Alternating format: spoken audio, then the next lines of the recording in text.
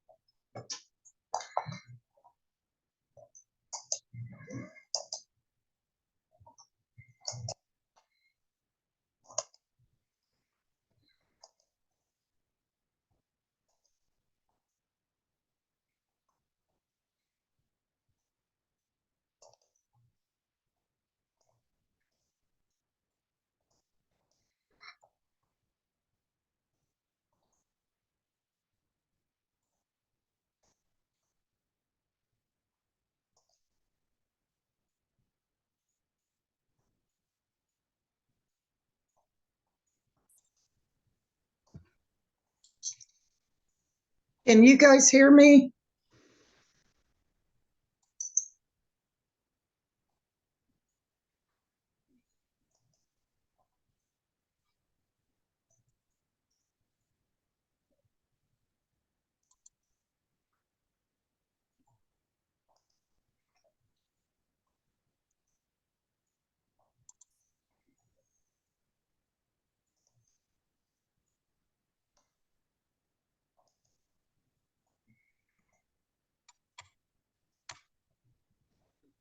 Can you guys hear me? I can. Thanks, Robert. Can you see my screen?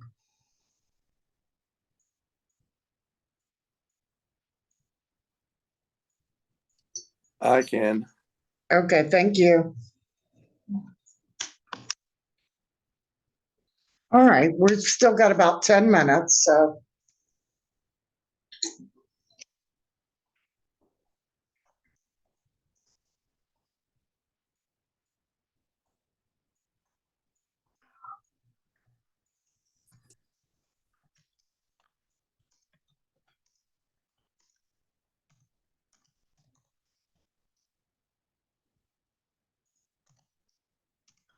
Um, I'm not sure who MHR is, but on your tray, you'll see a microphone to the far left-hand side. If it has a red line through it, it means you're muted, but that shouldn't prevent you from hearing me.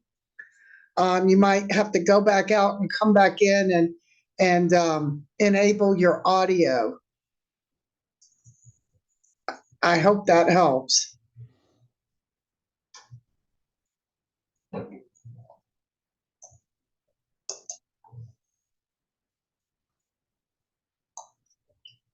And if you can see my screen, this is the mute button over here. You may be able to enable it there, audio settings, the bottom here.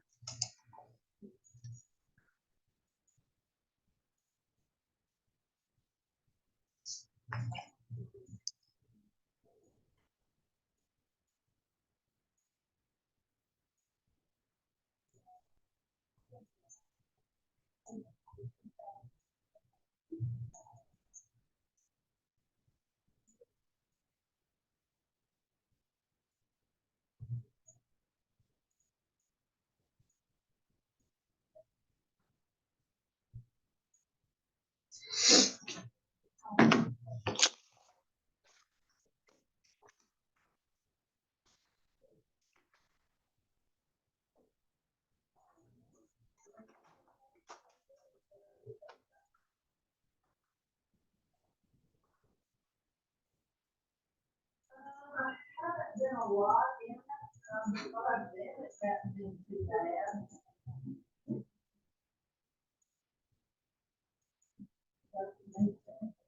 you get a copy of my email this morning with the login info? For the class? Yeah. In case anybody calls, just get on the.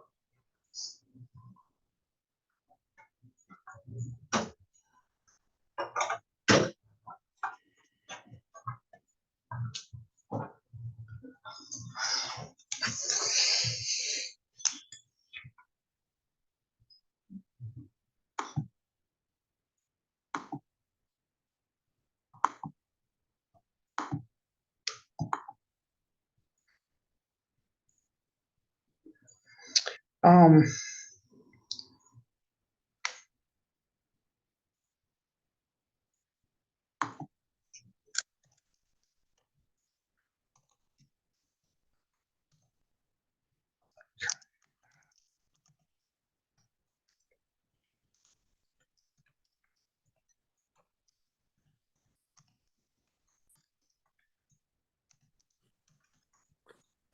I can't tell if my picture's up there or not, but I think it is. I can see your little thing and I can see your document. okay, good. Thank you.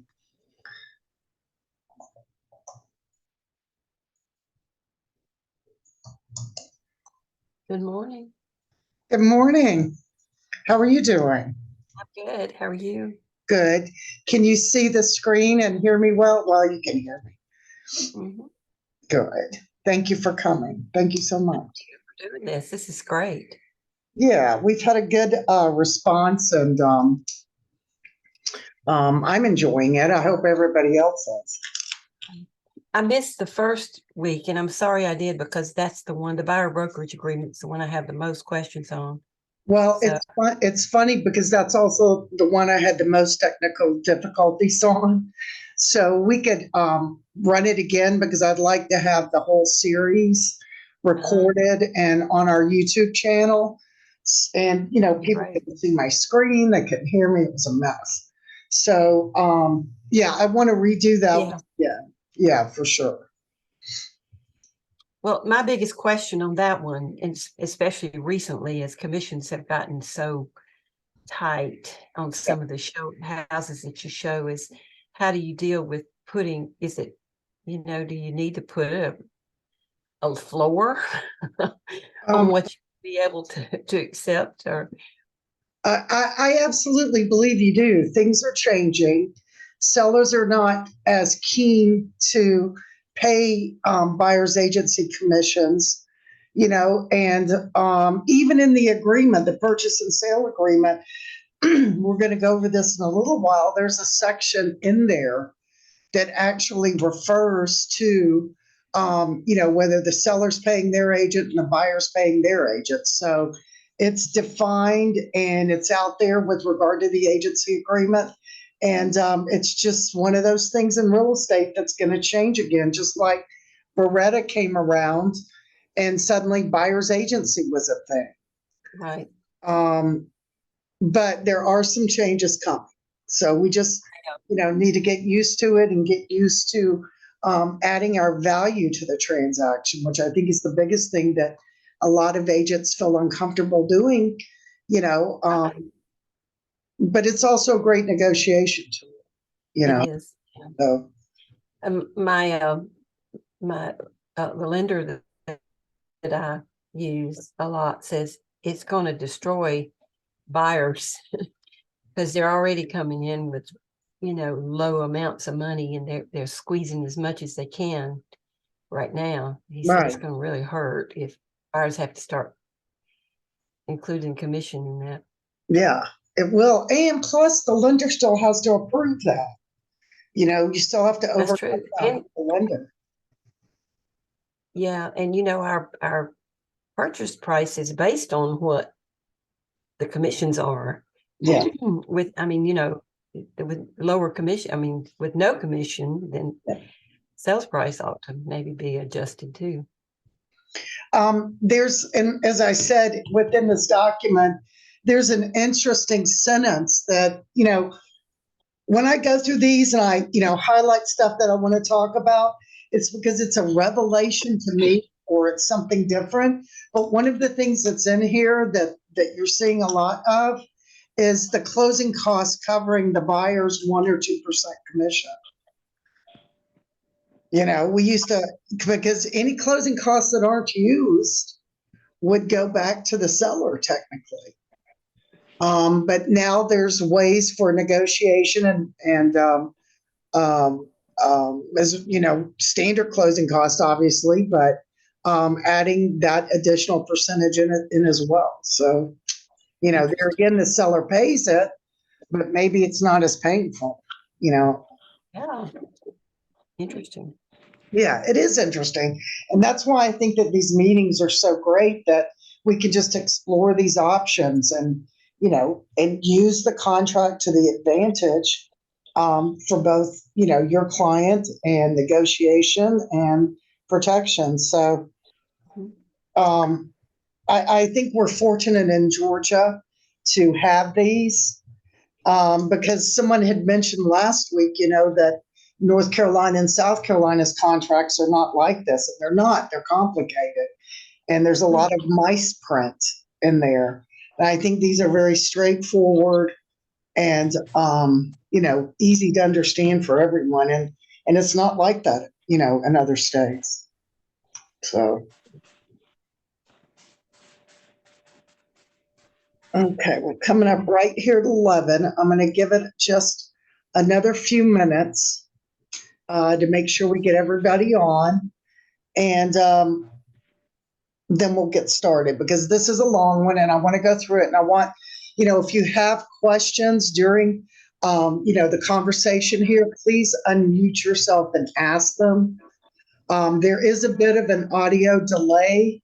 So if I'm talking over you, just realize that eventually it'll come up and it'll show that you're asking a question. I'll be happy to answer it as we go.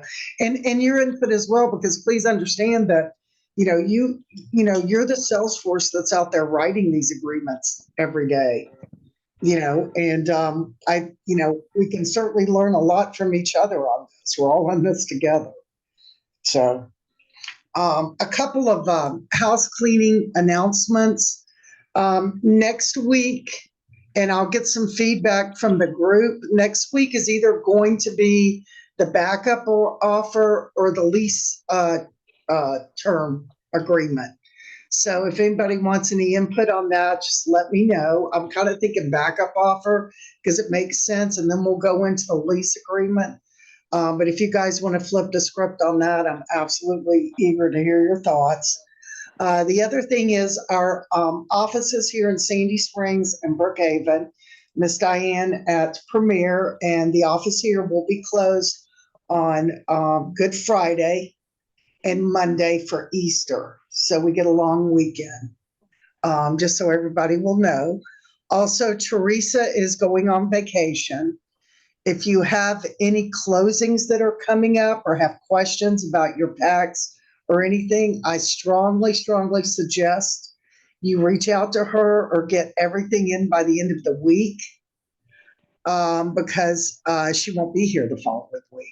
So please bear in mind if you have closing coming up, get with Teresa on that.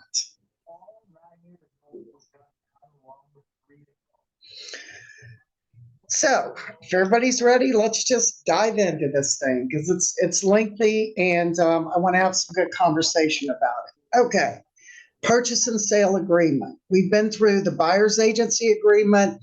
We've been through the listing agreement, seller's agency agreement, and this leads us to the conclusion of a purchase and sale agreement. One of the interesting things about this form is that they are written to negotiate with, and they are written to protect both the buyer, the seller, and the broker. Okay, so just understanding those key terms and conditions will give you a lot of knowledge to work with your client, either on the sell side or the buy side. Everybody looks at page 1 and page 9, which is the signature page, but we're going to dive down on all the stuff in between. That is terms of the agreement. So right off the bat, very, very important. And I've always told my sellers this when I took a listing is if there's anything personal in the home that is not remaining with the property, please pack it up, store it, or move it. And sometimes it's a hassle, but it makes a big difference because then all of a sudden, because there's a picture of chandelier on the listing, everybody thinks the chandelier stays, but maybe it doesn't. You know, if you have pictures of your kids or grandkids, you know, personal pictures, I would remove them as well. That's private, you know. Anybody coming through the property or any photographs online, you know, you might not want to put that out there. So it's a great little talk to have with your seller, you know, when you're initially listing it. And the very first line on the purchase and sale agreement says, including all fixtures, improvements, landscaping therein property on the terms and conditions set forth in this agreement. So fixtures sometimes can be hard to determine. Improvements could be anything from an in-ground pool to an out above ground pool. Landscaping, I personally have replaced rose bushes that got dug up and moved, which they shouldn't have been, but what are you going to do? You want to get it closed. Things like that. So bear that in mind as we move through this. Again, legal description. We've talked about this several times. Required on the form.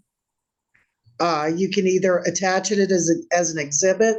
You can do your deed book page and plat number, or you can do the description from the deed. Always verify the deed or the tax records to make sure, again, that your seller is able to, at some point, transfer title to the property. Closing in possession.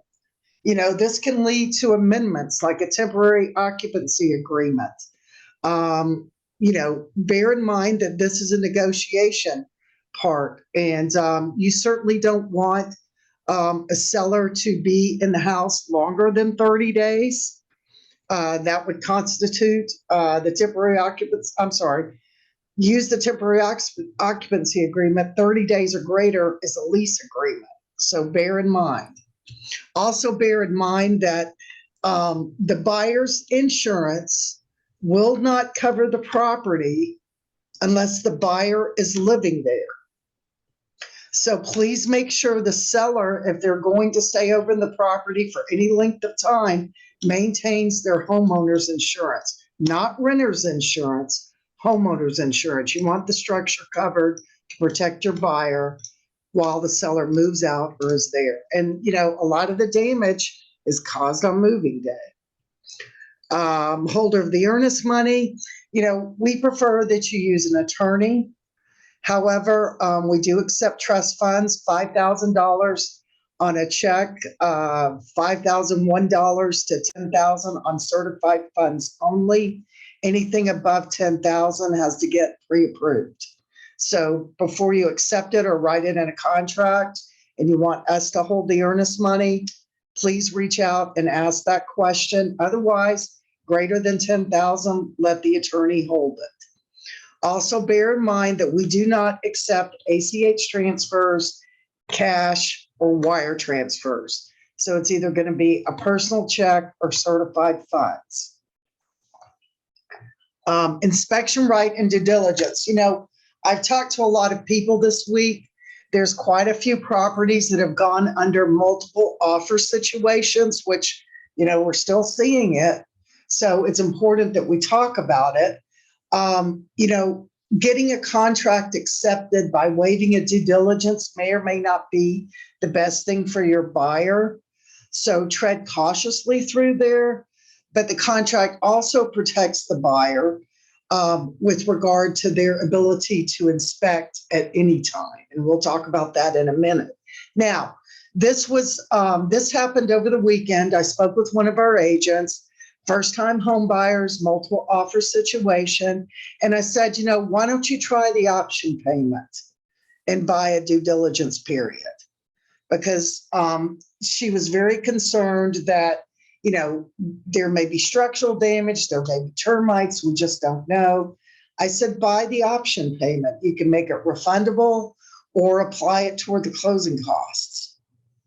And that's money directly to the seller, basically to buy a due diligence period of anywhere from 3 to 10 days sometimes. Sellers seem to be very happy if they can have non-refundable cash up front. Every situation is unique, but bear in mind, it's an option. And at the bottom here, any additional option money paid by buyer to seller shall, subject to lender approval, again, always lender approval for the buyer, shall or shall not be applied toward the purchase price at closing and shall not be refundable to buyer unless the closing fails to occur due to default of the seller. So it's not necessarily money that they're never going to see again. It's just how you use the option payment as a tool. Any questions on that?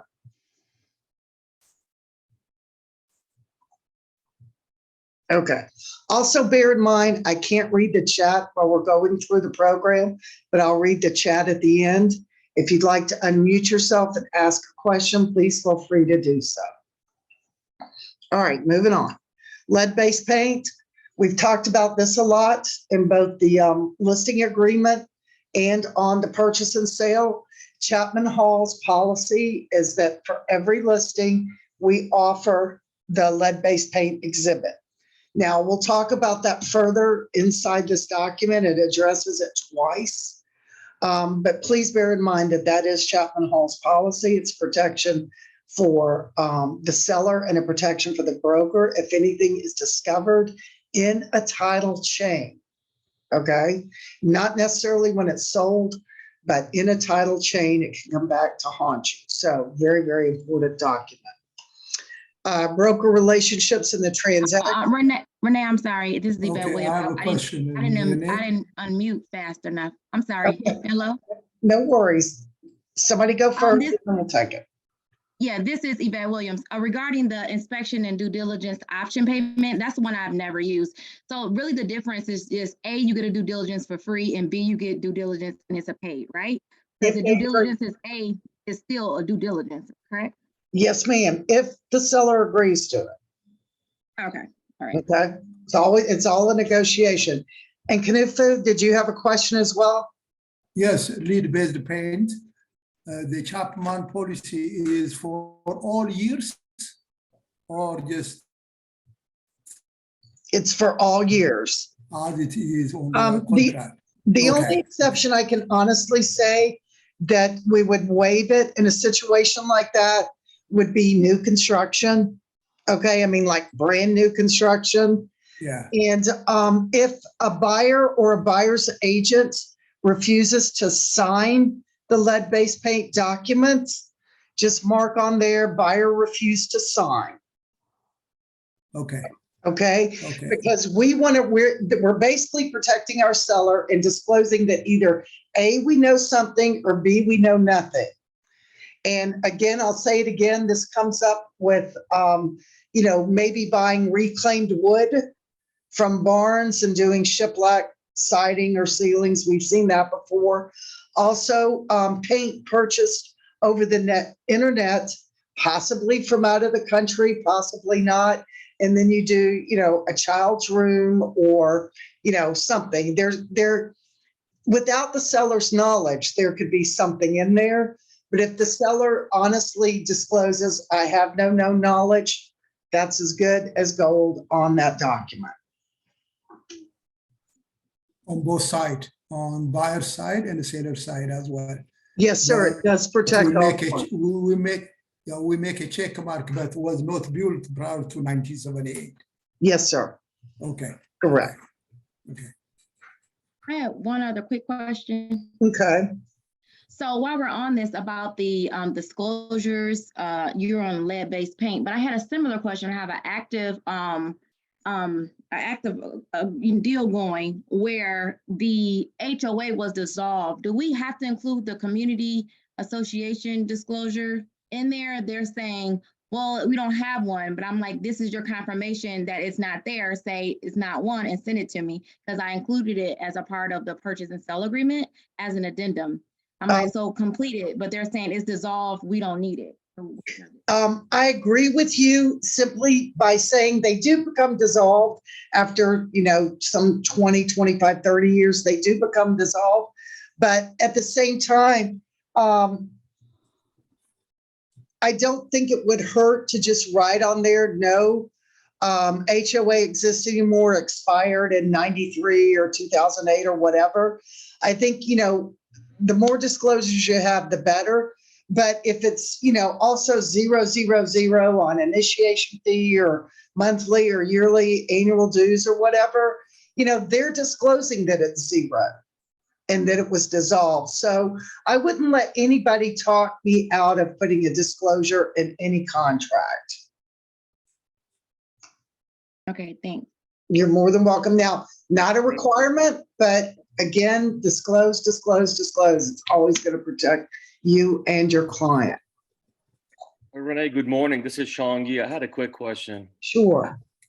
I got some properties in North Carolina, and their due diligence money falls into two sections. Mhm. One that it's fully non-refundable, and you pay it right when you write the contract. It goes directly to the seller. And then there's one that it is refundable if should they not buy the property. And in cases where you got multiple offers, I found that that's helpful. And, it puts some skin in the game from the, buyer, whether it's $500 or $1,000. And I was wondering if there's a way we can kind of add that to our contracts in Georgia without conflicting with whatever it's already there. Well, if you wanted to reiterate it, Sean, you could put it as a special steps. Special steps will override a lot of the terms of the agreement. Just be careful with the wording. And as a matter of fact, I think in the GAR forms in the table of contents, there is a special steps section that you can print out and use or even copy and paste on your contracts and on everything, basically. But yes, right. And also to give Sean's great in bringing this up to give you some background. This is where the option payment came from, was the North Carolina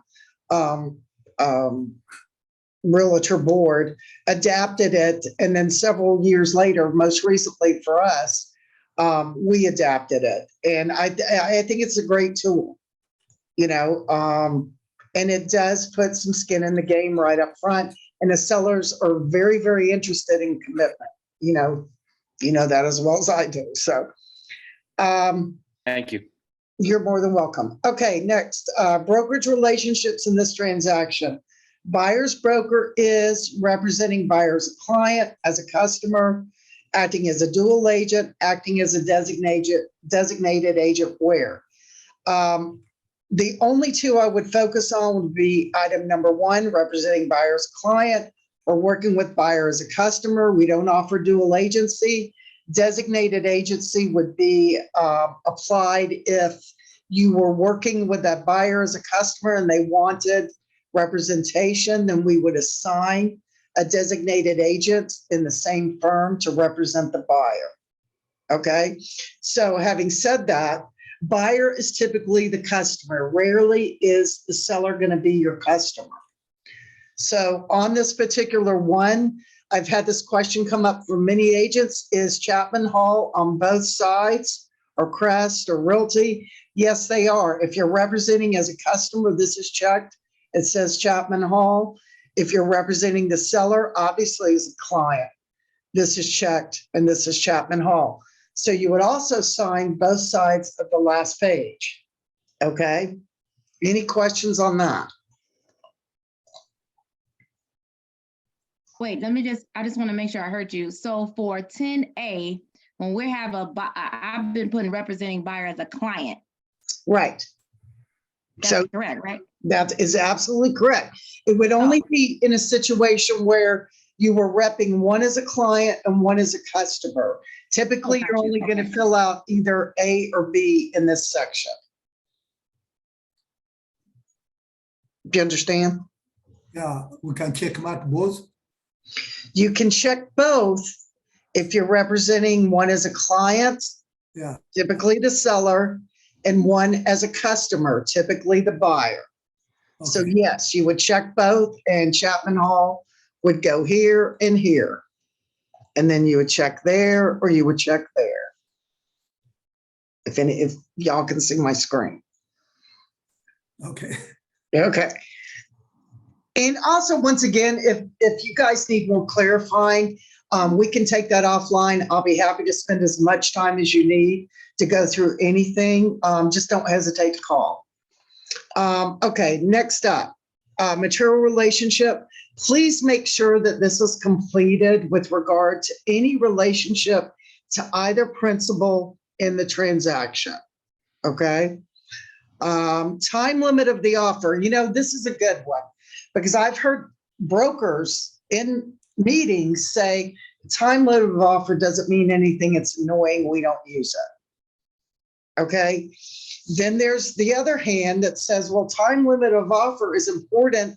Number one, if you get into a multiple offer situation, and number two, to put a deadline on a response, because, you know, if you're submitting an offer for a buyer, they're going to call you every 10 minutes. Did you hear anything? Did you hear anything? Did you hear anything? So I always recommend using this. I think 24 hours, if everybody's in town, is a reasonable amount of time to set the limit of time offer. Any responses or any comments on how you may use it? Renee, just a quick note, with new construction, you may need more time than 24 hours just because Cool. there's so many details. Yeah. Yeah, and usually on new construction, 8 times out of 10, you're going to have the buyer's contract anyway, their own contract. But it is also on the new construction GAR form. So, you know, utilize it if you can, but you're right. It may take a a builder a week to get back to you on their contract and or this one. Renee, Yes, ma'am. I think at this point, it's important to ask the listing agent if they have other offers and if they have a deadline. Because if you put it later, you know, like a lot of people will say Monday morning, we're going to be reviewing all these offers. Mhm. You don't want your deadline to be 6 o'clock because then that gives a chance for your offer to get shopped. Absolutely. And Joyce makes a great point. You know, prior to writing an offer, communicate with the listing agent and just say, you know, I'm getting ready to put an offer in. Let's talk about this. You don't have to give them all the details, but things you want to find out: are there other offers on the table? Time limit: is your seller in town, or is he out of the country, or is he out of the state? You know, what is their time frame to move? Is a great question to ask up front, because then you know how to build it into your offer. So I always recommend, don't surprise a listing agent with an offer coming out of left field.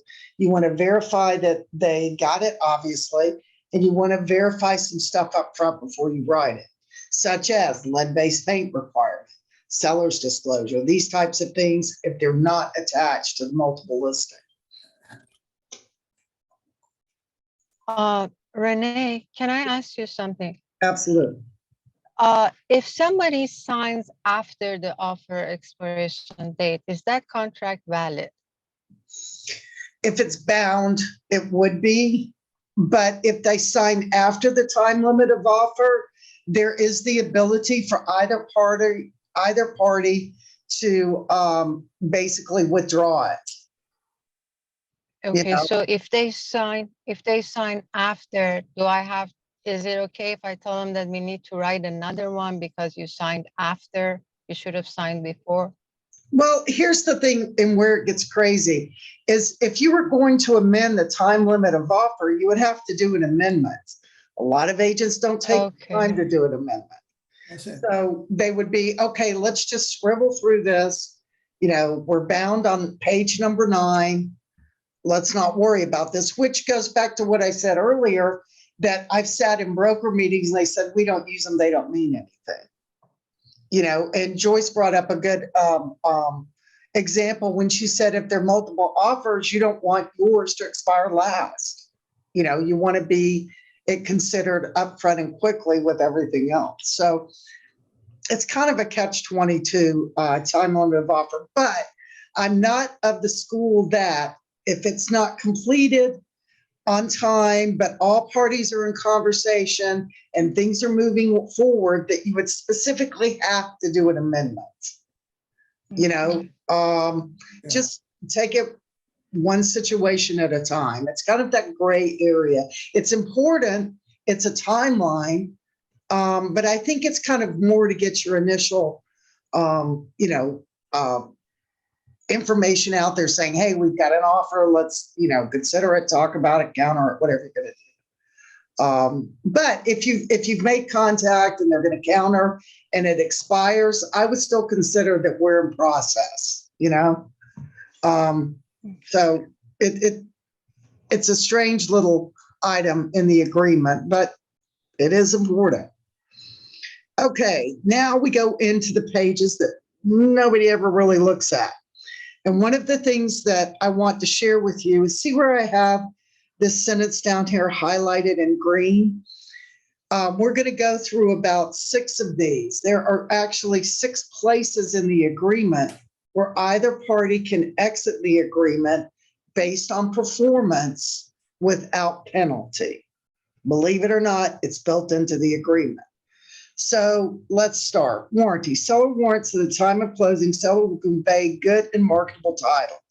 Typically, that's the only time that a seller would be in default of an agreement, would be if they were unable to provide title. Okay. Further, it says if seller fails or is unable to satisfy valid title objections at or prior to the closing, buyer, among its other remedies, may terminate this agreement without penalty upon written notice to the seller. And what without penalty means is the earnest money is returned, because keeping the earnest money would be a penalty. Any questions on that one? No. Okay. Title insurance. And folks, I know you've heard it 1,000 times. Always, always recommend that your buyer purchase the title insurance either at closing or shortly thereafter. One thing that you need to understand is the title insurance might not protect them against any federal statutes, such as a lead-based paint. Okay, but it will protect you against any title challenges while they own the property and after they own the property. So always recommend. Seller's closing costs. Seller's contribution at closing. At closing, seller shall make the referenced seller monetary contribution, which buyer may use to pay any cost or expense of buyer related to the transaction, including without limitation any commission obligations of buyer. Remember, we talked about that a moment ago? When you're talking with your buyers at the signature of the agency agreement, if you want that extra 1.5%, you can say to them, we can build it into closing costs. Any comments? Okay. Further, in such event, any unused portion of the seller's monetary contribution shall remain property of the seller. So if you say $5,000 in closing costs and they use $4,500, seller's going to get the $500 difference back. So you can use it up in commissions if you chose to do so. Items paid by buyer. Pretty much everything is paid by the buyer, with the exception of ad valorem and property taxes. Now, I've had many people call me after closing and say, hey, we just got the tax bill and we've already closed. And, now I'm stuck with this tax bill for the time that I didn't live in the home. Anybody ever taken a call like that? Okay. Any pending tax appeal for the year in which the property is sold shall be deemed assigned to the buyer at closing. Okay, so if there's any pending or misprorated taxes, they can't go back to the seller once that closing's done. They're responsible for the taxes. Buyers need to understand that. And usually the attorney will explain it, but you know, attorneys go real fast in those closings. It's just, Yeah. you know, you've all been there, you know what I'm talking about. Further, buyer agrees to indemnify seller against any and all claims of the county and, if applicable, city for unpaid ad valorem real property taxes for the year in which the property is sold. So once again, it kind of releases the seller from responsibility.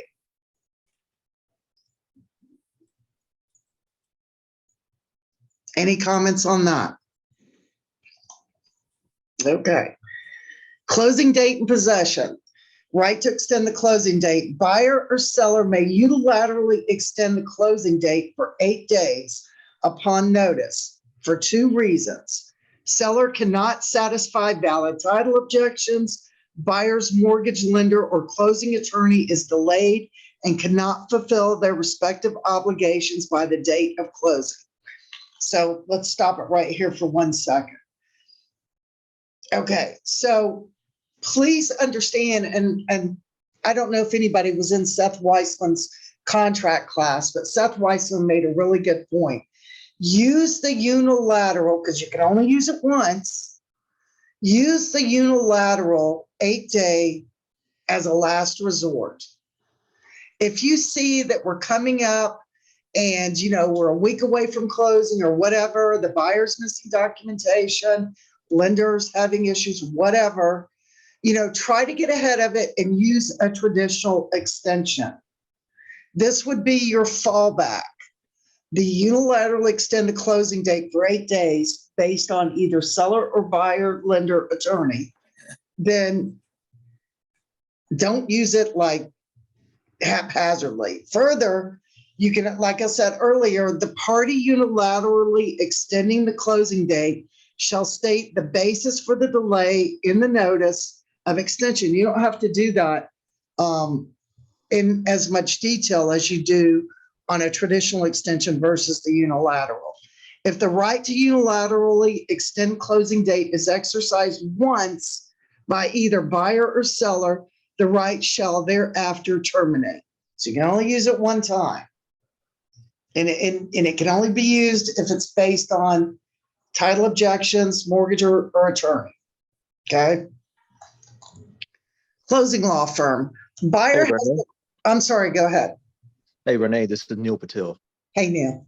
Hey, just a quick question. Sure. On that unilateral extension, is that like a one for the buyer, one for the seller, or one used in that total transaction?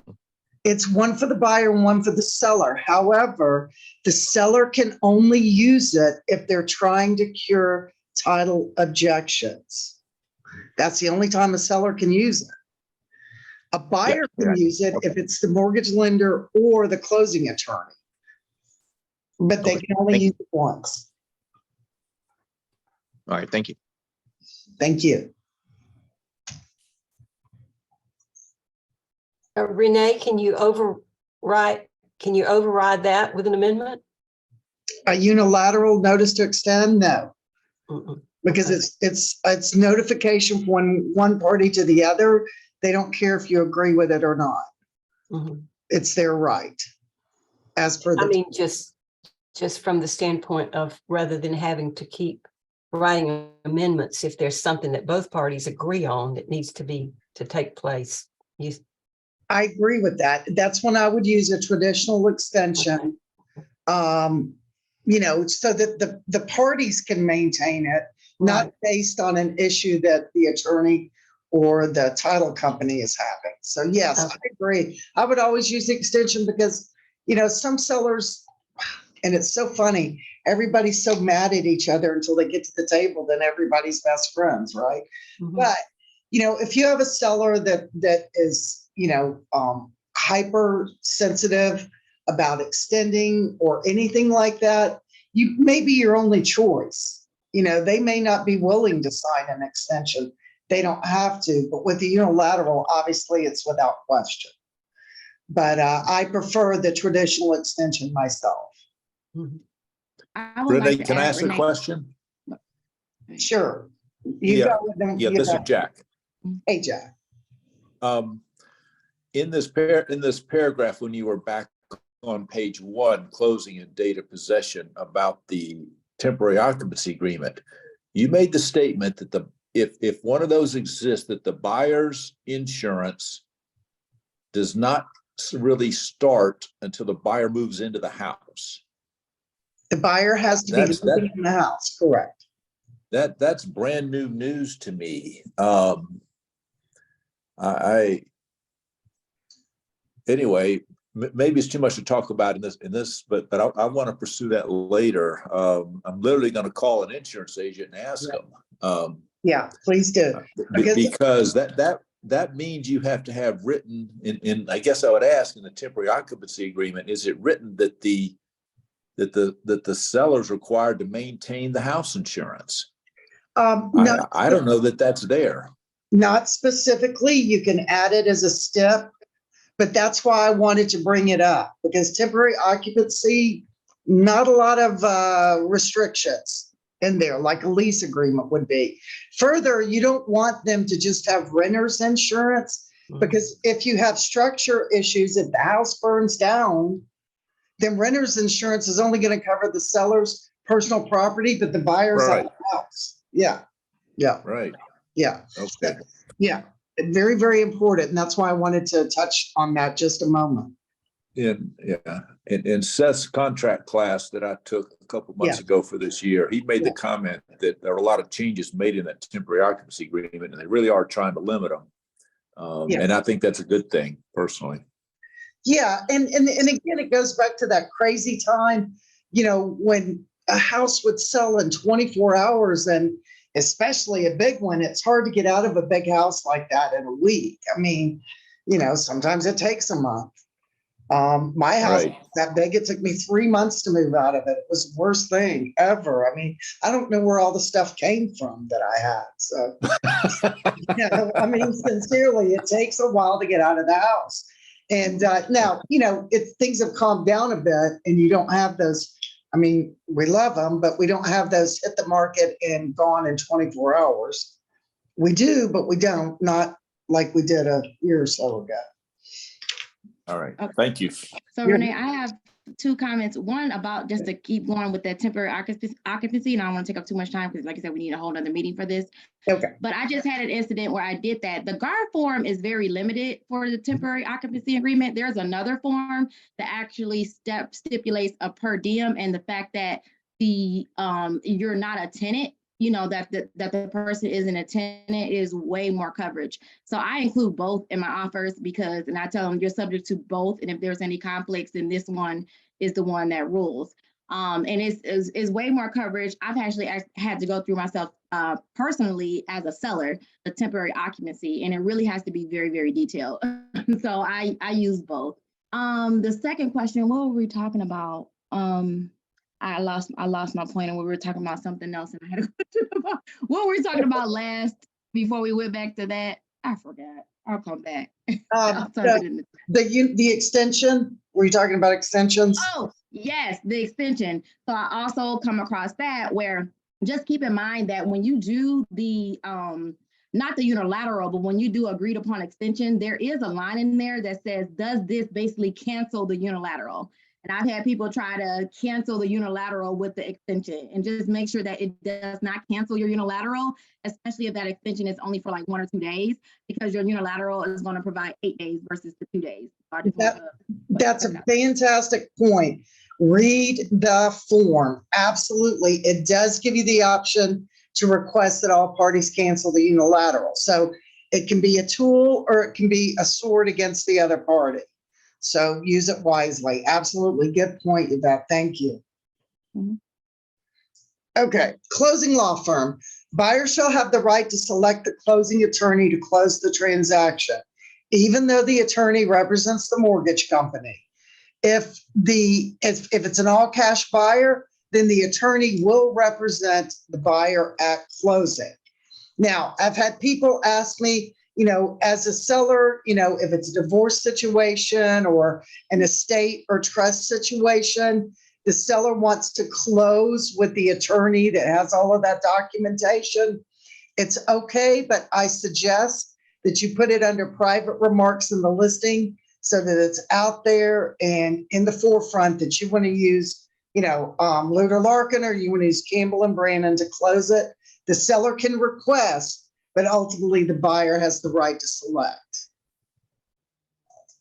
But, but like I said, in a divorce situation or title or trust, then most people are agreeable. Can I ask a quick question, Renee? With regards to that, it's just buyer having the right, but it could be negotiated otherwise. Meaning on my new constructions that I build, I don't give that option. So it's communicated with the agent. They don't have that choice. It's closing at this place because, they created the HOA, they got all the deeds, they got, my time is valuable, whatever. So it's just because they have the right, it could be negotiated out. Absolutely. And as a builder, that's average standard of practice in the building community. Also further, the attorney may also have the POA for the builder, so it is negotiable, but in certain situations, then the seller should be able to choose based on, their rights in the agreement. Okay. Now, remember when I said the green was about getting out of an agreement or getting out of this agreement without penalty? Okay, so holder of the earnest money. How many of you have had the experience when, typically as a listing agent, that the buyer's agent or the buyer didn't tender the funds as should, either to their buyer's brokerage or to the attorney? How many of you actually stop and run that down, prior to the expiration date? And believe me, if you're not doing that, you need to do it. It's very important. Okay. But also people will say, earnest money due within 2 or 3 days of binding. That's absolutely fine. Make a note, follow up, make sure that the earnest money got to where it was supposed to be. Because if the buyer's agent isn't doing it, then the listing agent needs to be covering that, because again, it would affect your seller adversely on the property.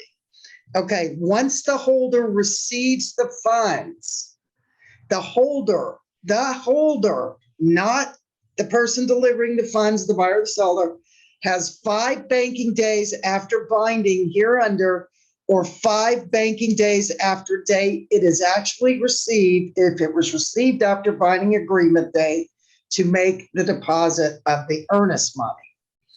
So the reason why I bring that up is, you're checking on it. You want to call Keller Williams and say, hey, office manager, did you get the earnest money on 123 Main Street? I want a copy of the deposit. And maybe this is day 2 of the binding. So just bear in mind that once the holder gets it, the holder has 5 days to deposit it and or give documentation of deposit to the other party. Okay, so just kind of look at that as a time zone. Now, once again, here's another out. Let's say the buyer doesn't deposit the money. Buyer shall have 3 banking days from the date of receiving notice to cure the default. In other words, they've got 3 days to show up with that money. If buyer does not do so, seller may, within 7 days thereafter, terminate this agreement upon notice to buyer. Okay? Very important, because it's tough for a seller to get out of a contract. If seller fails to terminate the agreement timely, seller's right to terminate based on the default shall be waived. So if I'm a seller and my listing agent is not following up on where that money goes, and I took this offer even though I thought it was a bit shaky to begin with, and now I've lost this option, I'm going to be angry. So consider that. Go over this with your customers and clients. Earnest money, entitlement to earnest money.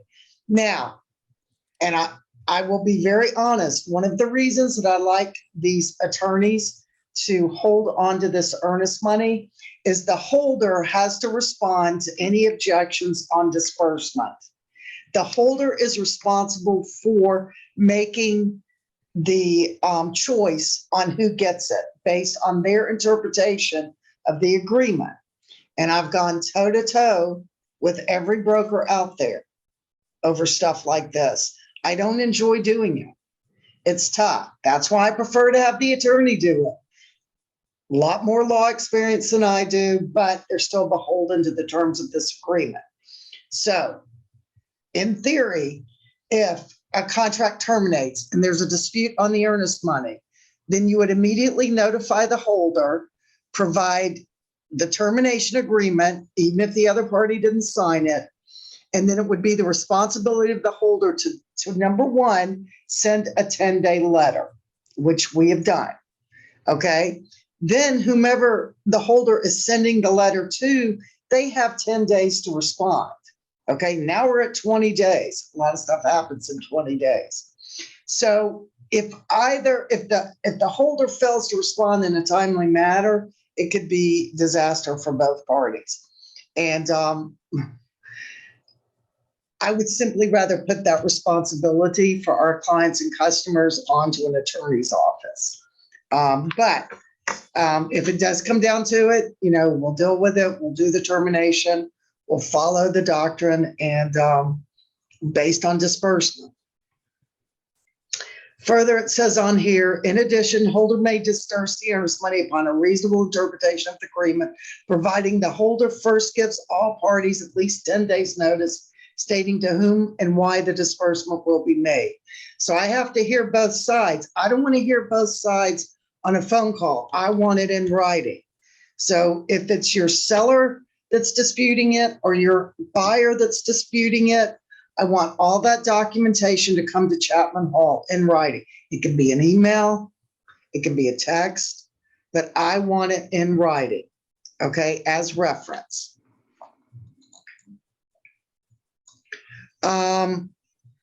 Further, once we make a decision, the decision is final, and the above reference check shall constitute liquidated damages and full settlement of all claims of seller against buyer and brokers in this transaction. Okay, so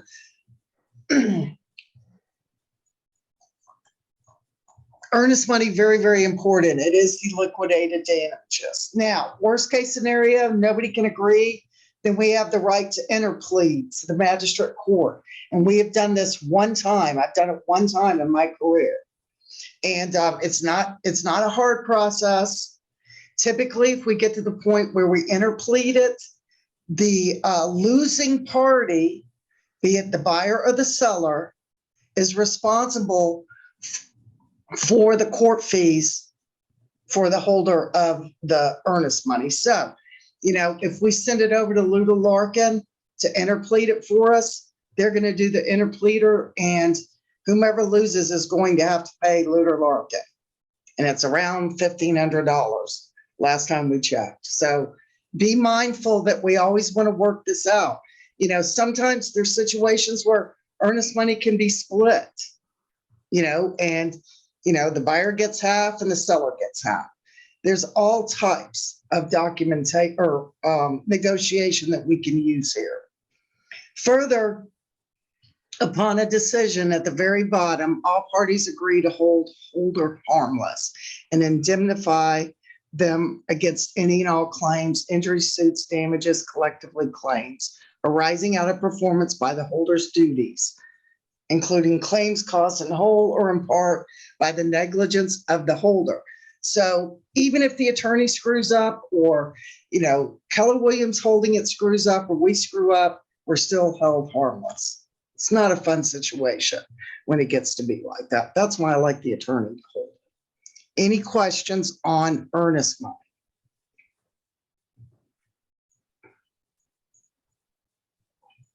Okay. All right. Inspection and due diligence. At the beginning of the document, we talked about, option money and buying a due diligence period.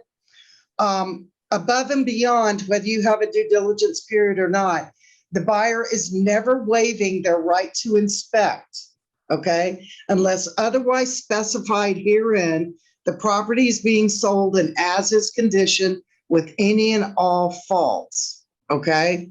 So bear in mind that basically every property sold out there, unless you in an agreement to address concerns or any other stipulation to the contract or to the contrary, properties are sold in as-is condition. Okay, the buyer is concerned about the property. It is the buyer's responsibility to do their due diligence. Okay, if they want to know that the property was used as a meth lab, then they need to go to DEA.gov. If they want to know in the neighborhood if there's any registered sex offenders, then they need to go to GBIGeorgia.gov. It is not the buyer's agent's responsibility to do their due diligence. It is solely the buyer's responsibility. So they cannot come up at the last minute and say, hey, I didn't realize that there were power lines, 2 blocks over. My agent didn't show me that. It's not up to the agent to show them that. Now, you don't want to hide anything. You want to hide that garbage dump or whatever. You want to make it plain and clear, but it's ultimately up to the buyer for inspection and due diligence. And again, buyer's rights through closing continue. With prior notice to seller, the buyer, their agents, their contractors or workmen have a right with proper notice to enter the property. So I don't want to hear a seller say, no, they can't come into my property, because that's a default of the agreement. And you need to have that conversation with your seller, pull the agreement out, show it to them. Buyer also agrees to hold harmless. Buyer shall promptly pay seller the actual cost to restore any portion of the property damaged or disturbed from testing or other evaluations to a condition equal to or better than the condition it was prior to such testing or evaluations. Inspectors are an absolute value to our industry, but I've seen them go and poke holes in stuff and pull insulation out and do all this other stuff. You don't typically have to do this, but I would always just say, make a comment to the inspector is please leave it in the condition that you found it, and be mindful of other people's property. It's okay to say that. Any nightmares on inspections that anybody wants to share? All right, we'll keep moving. It's a long document. All right, so here we are again. Lead-based paint hazard evaluation, also in green. Buyer shall, okay, and this is at the beginning of the lead-based paint exhibit F316 is hereby attached to as an exhibit to the agreement, okay? And if built prior to 78. Buyer shall have the right to conduct a lead hazard evaluation within 10 days from binding agreement date. This has nothing to do with due diligence. They get this 10 days regardless, or other mutually agreed upon time period, and to terminate this agreement without penalty upon notice to seller if lead-based paint and or lead hazards are found, unless these rights are waived by buyer in the lead-based paint exhibit. Again, another reason, if you're a listing agent and a buyer's agent doesn't want the buyer to sign it, they're essentially waiving their right to do an inspection. And I don't think there's any buyer's agents out there that would want to cause harm down the road to a buyer or get involved in something like this by having the buyer say, my agent told me not to do it. It's not good. Okay, further, due diligence period. If the properties are being sold subject to due diligence period, then A, this agreement shall be an option contract, during which time buyer shall have the option for any reason or for no reason to terminate this agreement upon notice to the seller given prior to the expiration date of the due diligence period, in which case buyer shall be entitled to return of the buyer's earnest money without penalty. I've heard so much lately that you'll get a 2 or 3 or 4 day due diligence period. The buyers want to cancel and the seller has a fit. I'm not signing the termination, which throws it into dispute, which I don't want to deal with. So again, please be mindful and explain the contract to your seller. These are outs in terms of the agreement that the buyer has a right to. Okay. Now, further, it goes on to say, buyer may during due diligence period seek to amend this agreement to address any concerns buyer has with the property in this agreement. And if buyer has not terminated this agreement as set forth above, buyer shall accept the property in as is condition, subject to any amendment to the agreement, such as agreement to address concern, agreed to by the parties. Okay, so agreement to address concern on that actual agreement, and I'm sorry I don't have one to show you, it also actually states that if the buyer or the seller does not come to an agreement regarding repairs, they can actually both exit with written notice to the other party. Okay, so bear in mind, very, very important documents that protect both the buyer and seller. Any questions? Okay, I'm going to share a personal story with you. Seller's duty to disclose. So, I told you I moved out of my house, took forever. Had an inspector come in, do an inspection. We found some things, we repaired them. And then I filled out my seller's disclosure. I did not have to disclose on my seller's disclosure that, any repairs that had been repaired, because it wasn't a latent defect. Whether the buyer or inspector could see it or not, I had documentation it had been repaired, no need to disclose. Were you guys aware of that? Okay, next thing.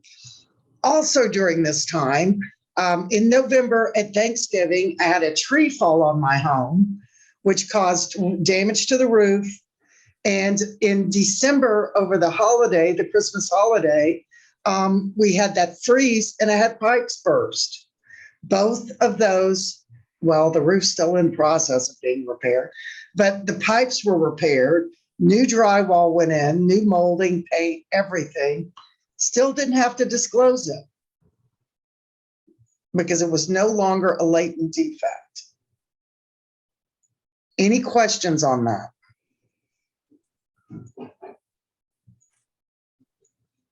Okay. Warranties transfer. At buyer's expense, if there are any costs associated with said transfer, seller's interest in any existing manufacturer warranty, service contract, termite treatment, and or repair guarantee and or similar warranties, which by their terms may be transferred to the buyer. Maybe you bought one of those HVAC contracts where they'll come out, once a quarter and they'll check the system and all that. That's transferable typically. Obviously, termite bonds are transferable. But if there's a fee to transfer it, understand it is not the seller's responsibility to pay that fee. Okay. Repairs, always bear in mind, and don't let anything roll past closing unless for some bizarre reason you got to close quickly. Prior to closing, this is all repairs, all agreed upon repairs and replacements shall be performed in a good and workmanlike manner prior to closing, unless otherwise agreed to in writing by buyer and seller. Okay, very, very important. Any questions on this section? Lead-based paint, due diligence, seller's duty, warranties or repairs? Well, I need a little further clarification on the latent defect. Okay. If, for instance, you're saying if the air conditioning unit went out was not functioning properly and you replaced it, then you don't have to, of course, disclose anything about the old unit, but they're going to want to know the dates and the times. And that's I on mean, the it's going to lead into. Yeah, and that's on the seller's agreement. I think it asks if it was repaired or replaced, and then it asks for a date on it. So that'd be a written disclosure. So that would, again, it's not latent, it's not current, it's not happening now. Renee, this is Catherine. I Hey. think, because I had this issue about repairs prior to closing and not all the repairs were being done. And the seller was kind of holding to his position that we had to close on the closing date in spite of the fact that the repairs were not done. Right. Can you address what the options are for the buyer? Because this can create a lot of tension. Yes. If you get to the closing and those repairs are not done, what the buyer's options? Correct. Typically, when it gets down to closing, the package is pretty much done. They've sent out the Alta, everybody's ready to go, but the repairs are not done. An attorney is not going to particularly escrow any additional funds for the repairs to be completed. After closing, they just won't do that once the package is done. If you can get a far enough lead time ahead, you may be able to escrow some funds for that. But in your situation, Catherine, I think what we ended up doing was just having an agreement, an amendment to the agreement written up saying that the repairs would survive the closing, correct? Is that how we resolved that one? Well, actually, what we did is the seller, because my client said she was not going to close, and they wanted to keep the earnest money if we didn't show up at the closing. That's what really created the tension. But the seller ended up having his crews over that morning, so we delayed the closing until later in the day, and they took care of them. Oh, but it got to be a bone of contention, and that's what I was just like, would this buyer, in fact, if the seller essentially said, if you all don't show up to closing, you're losing your earnest money. And what we were saying is no, because you didn't fulfill your obligation on the contract. So that's what I was trying to get at, just in case anyone else has an issue like that. If the seller actually doesn't, and your buyer doesn't show up and wants their earnest money back, what is the recourse for that? The recourse for that would throw the seller into a default situation. Okay. Now the seller didn't tender the earnest money, so he doesn't have a lot of leverage over it at that point. But it clearly states in the agreement, prior to closing, unless otherwise agreed to in writing by both the buyer and the seller. So I think, what worked in the advantage to your buyer was they may have said that and it may have made them angry. But again, as holder, I wouldn't see a buyer default that they would be penalized because the repairs weren't done. So I think that was a bit of saber rattling on the seller's part. But I think, putting enough pressure on that seller got it done. And a lot of times the listing agent isn't going to do that. Yeah. Maybe it takes a call to, a manager or somebody else dealing on the listing side with the seller to increase that urgency to get it done. Honestly, I think everything would have been in the buyer's favor, 150% had it been delayed. And I would have looked to the attorney as well for their advice, with regard to what are our next steps. The attorney would have probably said do a dry closing and not fund it, which they don't like to do, but they will do because the paperwork's done. Mm-hmm. So there are options. Okay. Thank you. You're more than welcome. Thank you. That was a great example. Here we are again, number 9, lead-based paint.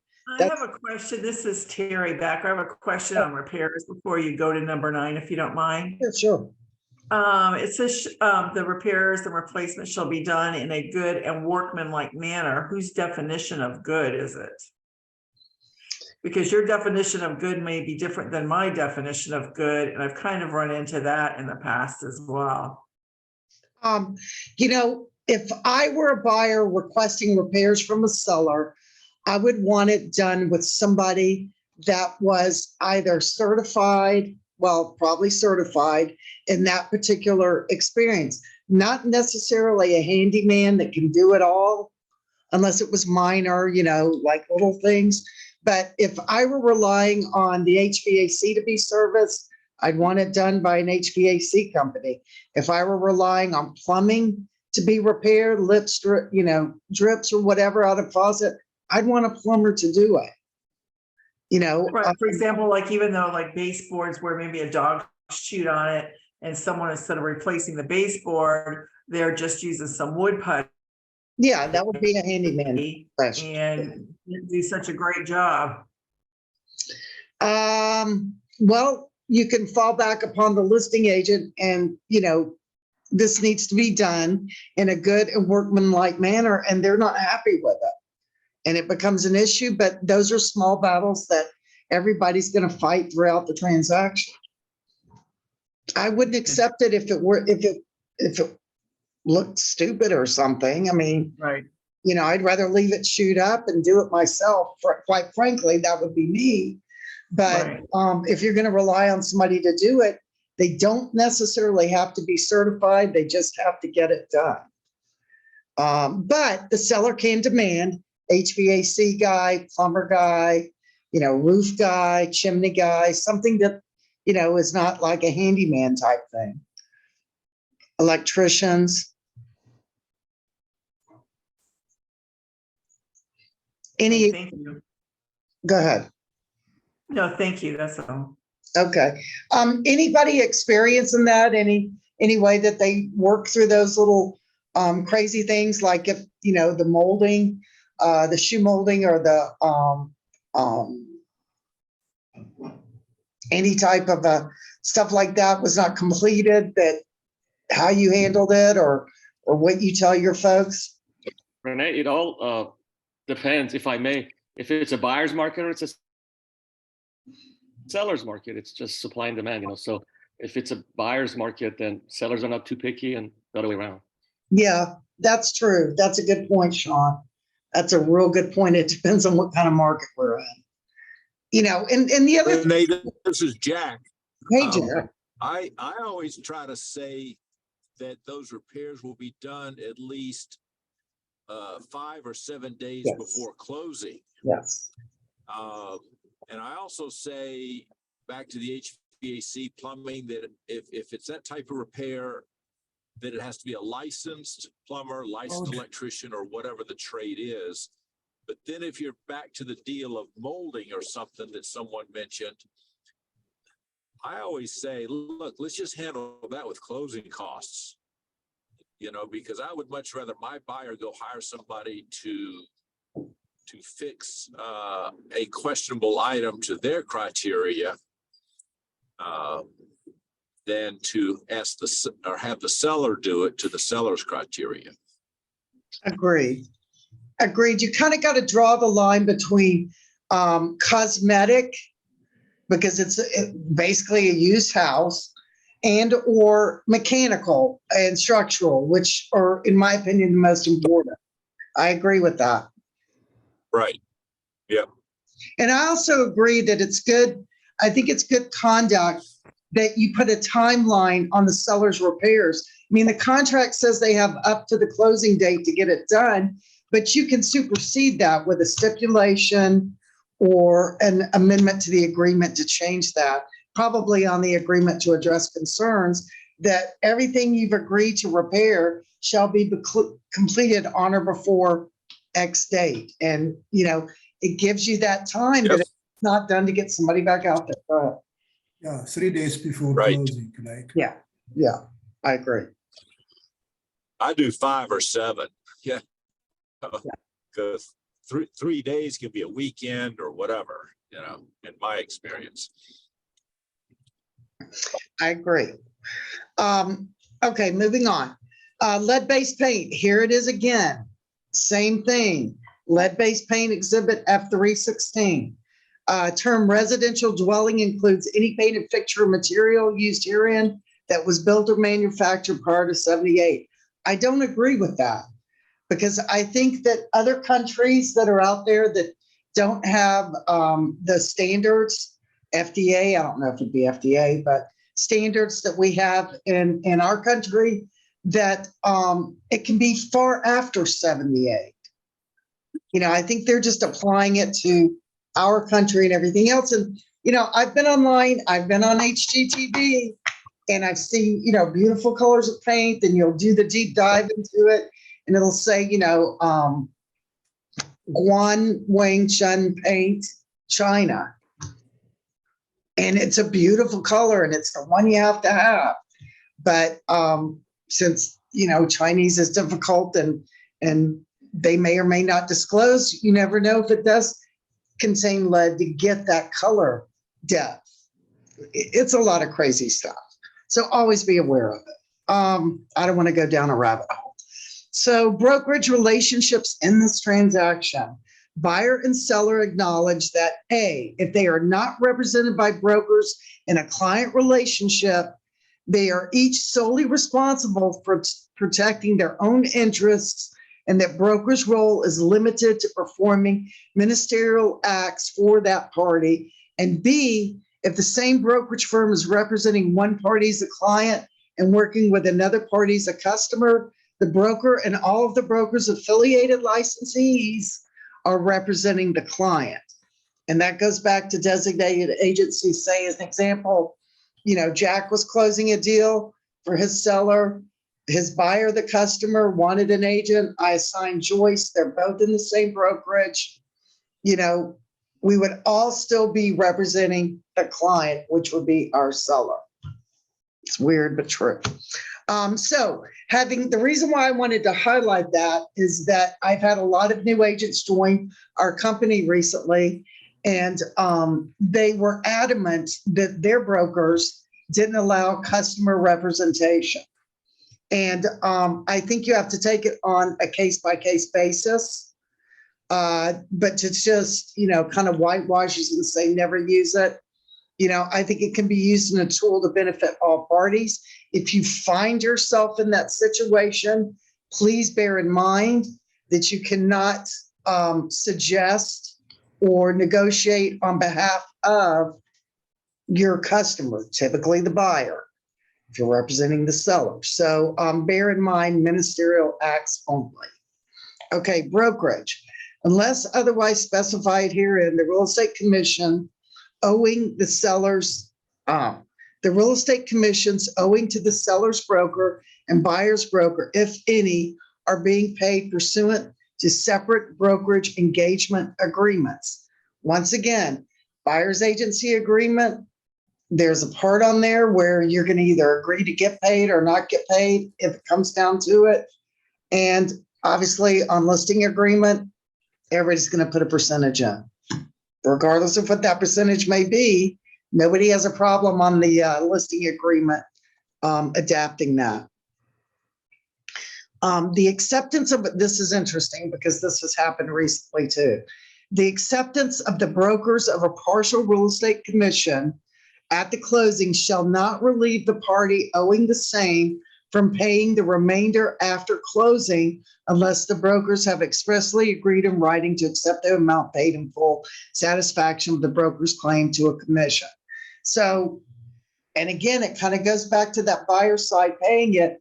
Let's say, you know, we put it in, we wrote it in to be covered in closing costs. Those got negotiated off. The listing agent's only offering a point and a half, you know, I at least want a half a point. And the buyer says to you, well, you know, we can pay this outside of the closing. Be very, very careful.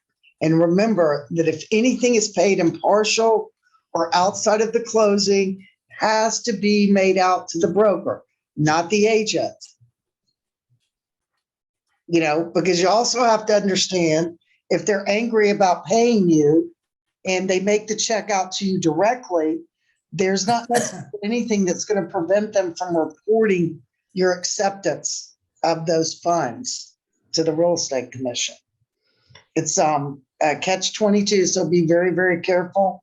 I mean, usually if everything is said and done and you've known ahead of time, you're not going to get paid, go with that. Sometimes it saves you a lot of headaches. Okay.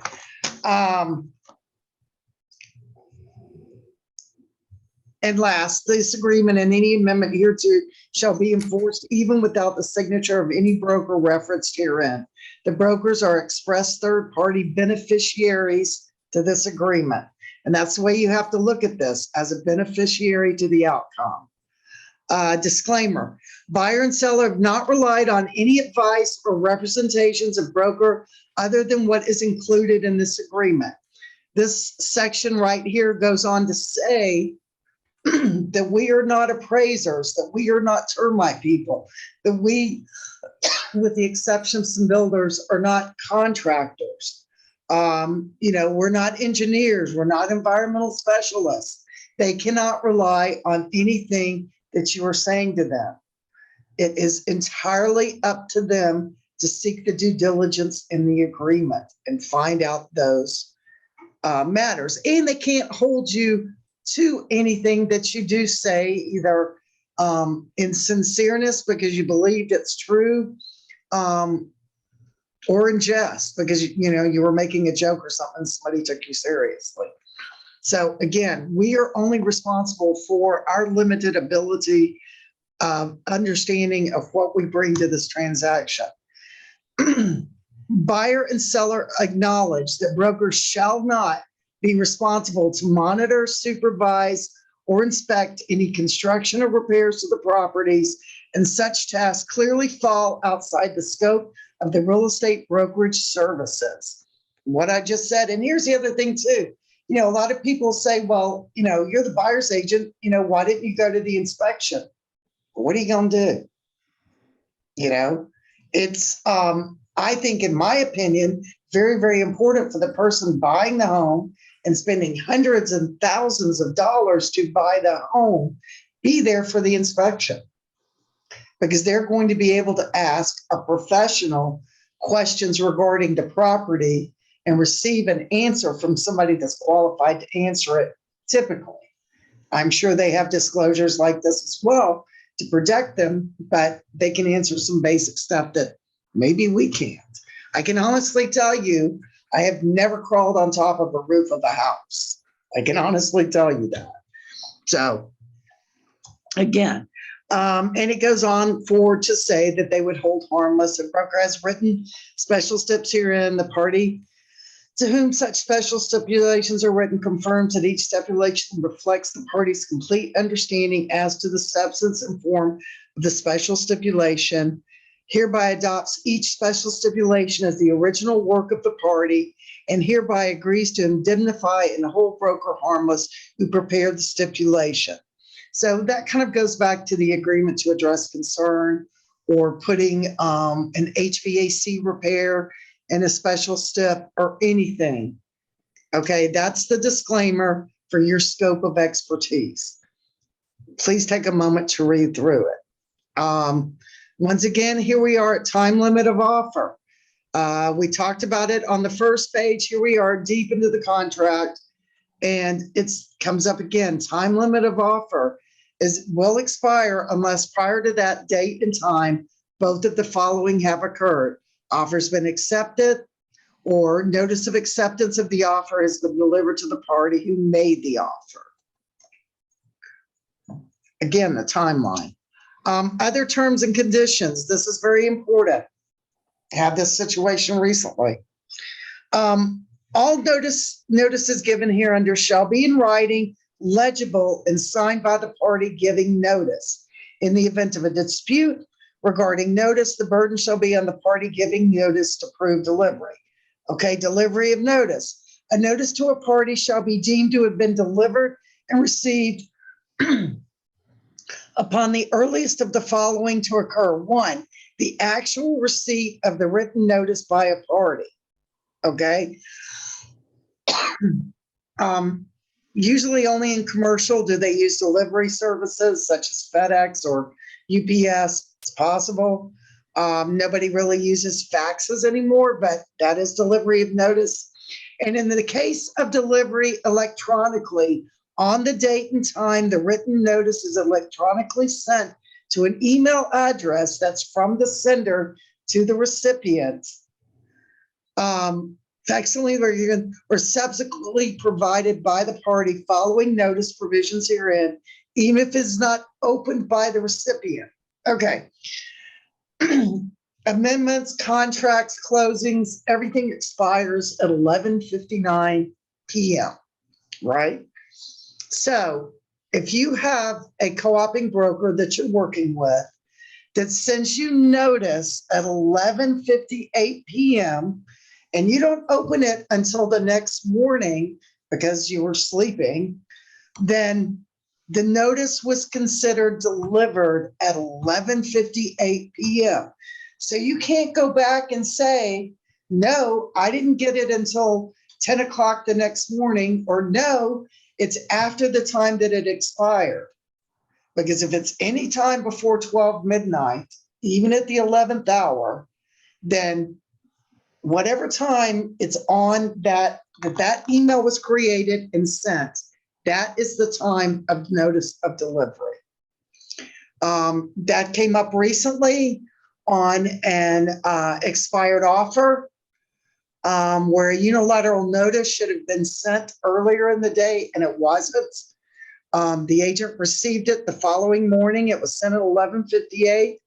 A dispute ensued, and with consultation with Seth Weissman, he's the guru of this, the notice was properly given at 11:58. So we couldn't cancel the agreement. We couldn't get out of it.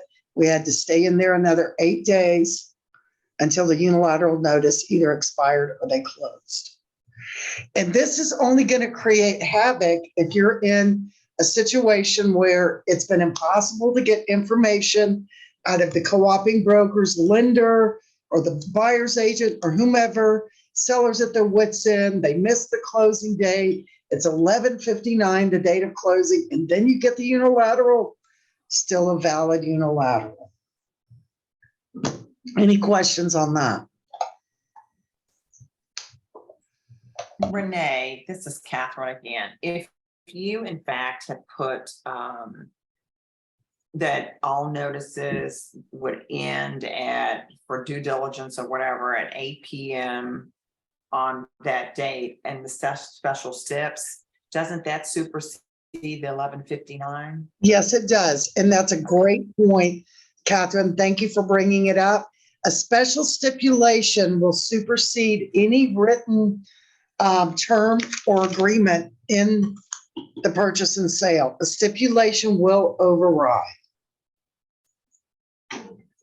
So excellent, excellent. And here's the other thing too, is like, also bear in mind that if you are on a binding agreement date and you've got due diligence, you've got financing, the day of binding is day 0.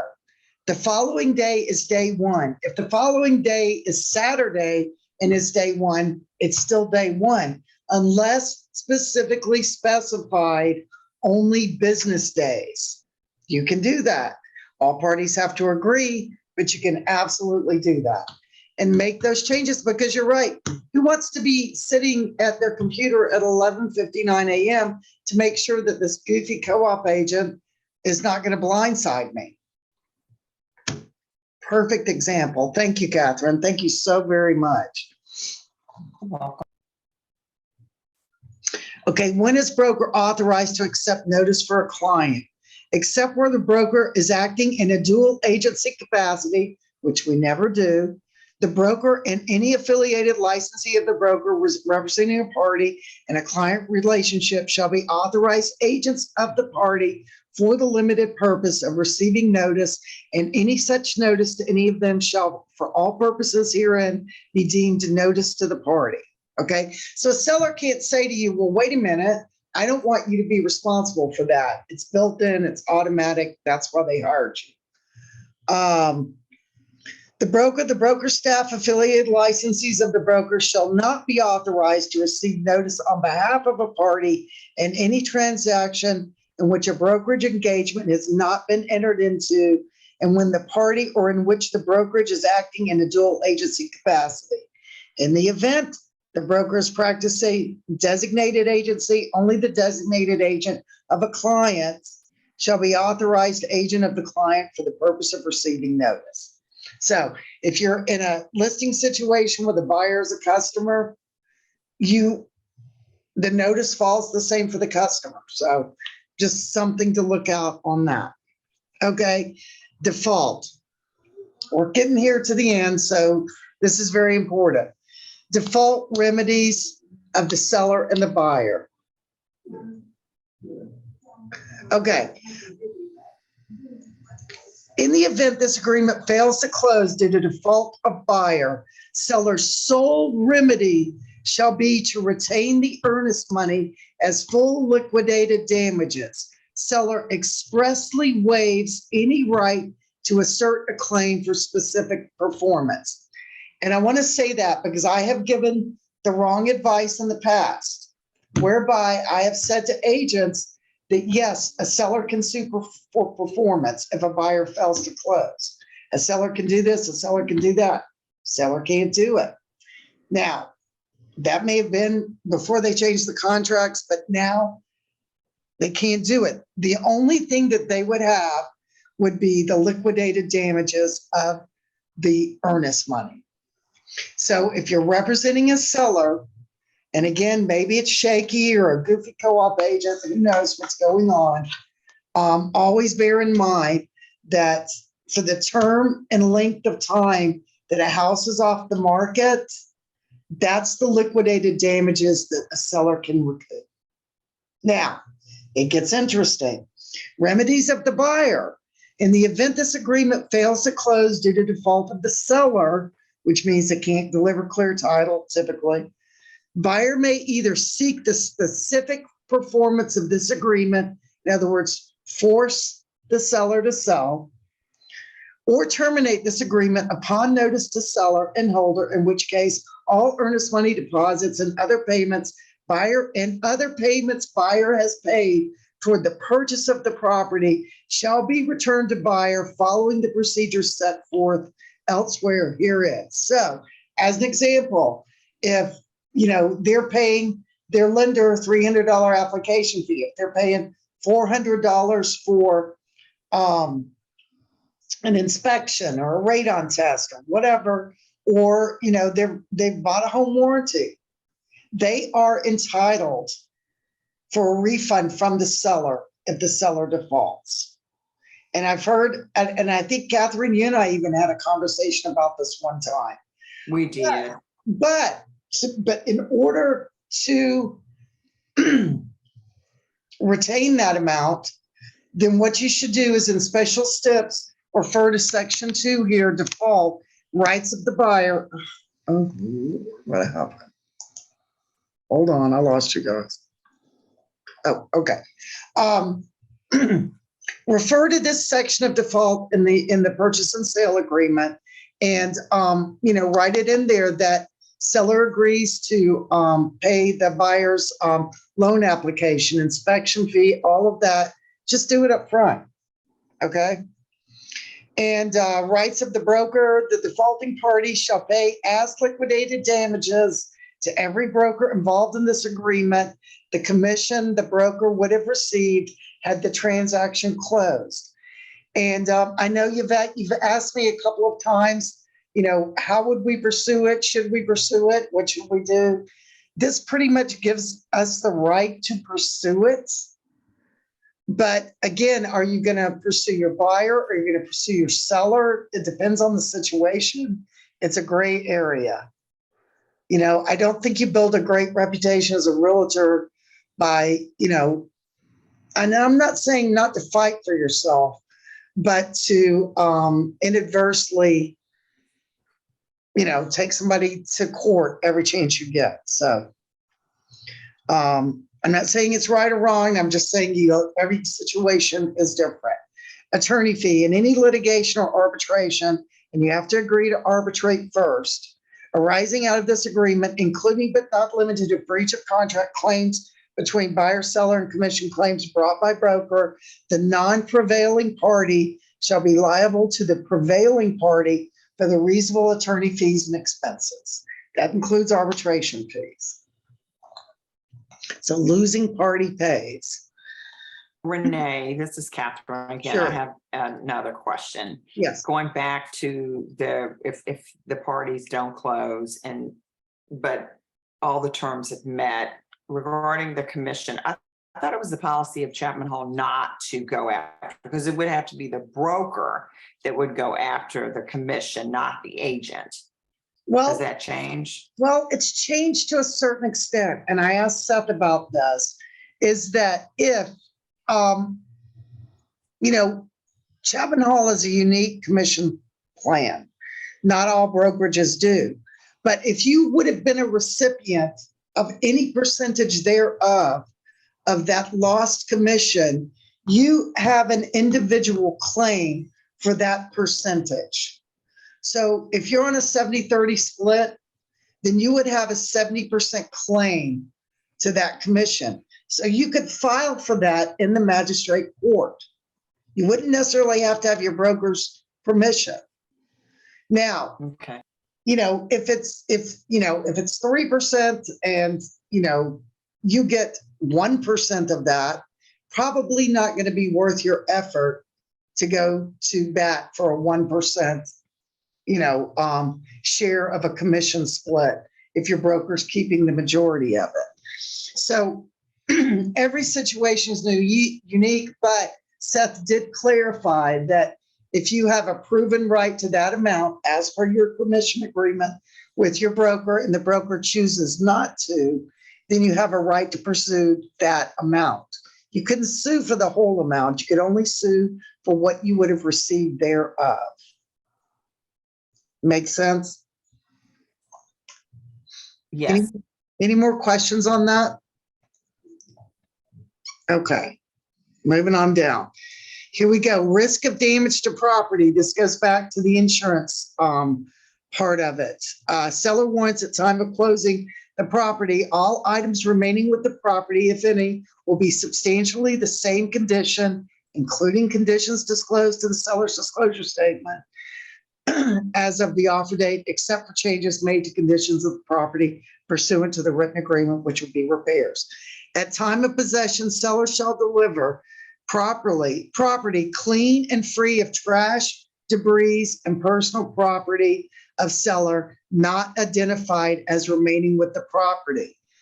So many times, and it's in that situation where you're at a temporary occupancy that's down to the 11th hour, the seller's running around trying to get things out of the house.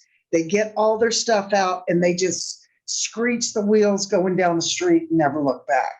That ever happens? Okay. So even in a temporary occupancy situation, if they say, we'll be out in 3 days, say, great, I'm going to give you the 4th day because I want you to clean up and make sure that the property is clean and free of any debris and seller's personal stuff.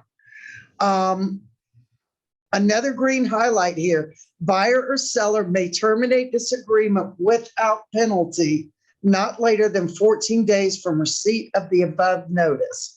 So, and I didn't read it and I jumped ahead and I'm sorry, but let's say, you know, the house gets hit by a tornado the day before closing. Okay. And let's just say it's not bad because it's always bad, but let's just say it's not that bad. And it's going to take a year to get it repaired. Okay. A year to put the roof on, a year to get the dry, whatever happens. The seller actually is protected to have the properties repaired unless seller just wants to get out of the agreement up to 1 year with the terms of the agreement remaining intact. All parties have to agree, but if seller or buyer, whatever happens, may terminate the agreement. Maybe the seller says, look, I'm never going to get it done. You know, I'm just going to give your earnest money back. We're done. A good question there would be, would the seller owe them their loan application, inspection, or anything like that? Because it doesn't address it. It's interesting. Okay, and the date of the closing shall be extended until earlier of 1 year from the original date of closing or 7 days from the date that the property has been restored to substantially the same condition as the offer date, and a new certificate of occupancy, if required, is issued. So that's risk of damage to property prior to closing, basically. You still have rights. Below that, condemnation. If a seller discloses that the property is being condemned by the city, state, or federal government, the seller still has the right, but not the obligation to terminate. Maybe they'll take it upon the condemnation. I don't know. It's a weird situation. I couldn't even think of any reason why a buyer would. David, let me get off the Zoom call. Okay. But I can't think of any reason why a buyer would purchase, once a property has been condemned, even if it is prior to closing, why a buyer would want to go through with the agreement. If they don't, they get their earnest money back without penalty.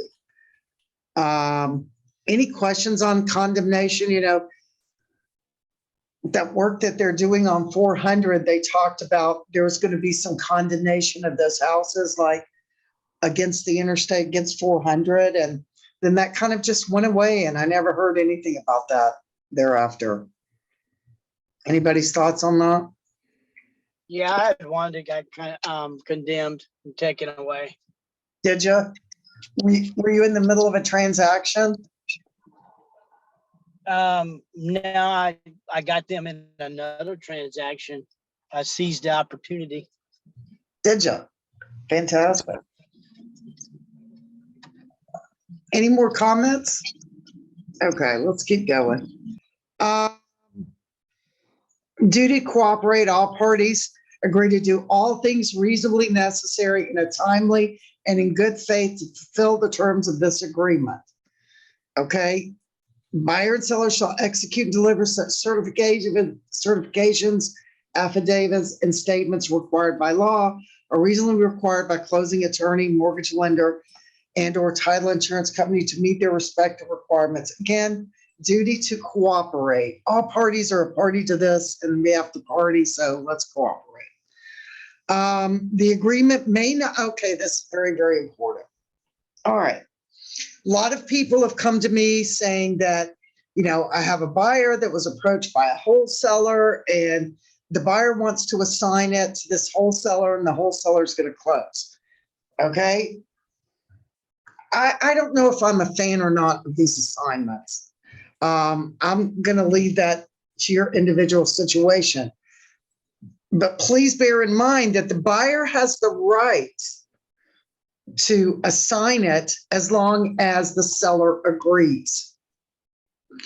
The seller cannot assign a property, okay, at any time, because the person on the title has to deliver at closing clear title to the property. So a seller can never assign, but a buyer can assign. And with the seller's approval. So that is under special stipulation 611, table of contents, special steps. Go in, take a look at it. If any of you have been approached or been in a transaction with an assignment, just bear in mind that, you know, they are addressing it in the purchase and sale. Any questions on that? Okay. Extension of deadlines. No time deadline under this agreement shall be extended by virtue if falling on a Saturday, Sunday, or federal holiday, except for the date of closing. So if you don't put it in special steps, banking days, an attorney is not going to close on a Saturday, Sunday, or holiday. So it is automatically going to push. Some agents use that to their advantages, some don't. The FERPTA affidavit. This is a Foreign Investment and Real Property Tax Act. If you are unless seller is a foreign person, as that term is defined in section 1445 of the IRS code, seller shall deliver to closing attorney at closing a Foreign Investment in Real Property Tax Act affidavit. Further, if they are a foreign nationality, they may be They may owe additional tax on that as a foreign person. I don't know a lot about it. I know a lot of our agents are familiar with it. If you're on and you want to add something, please go ahead and speak up.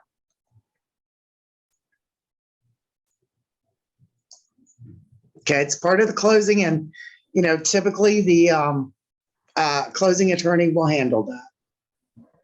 You talking about foreign closing?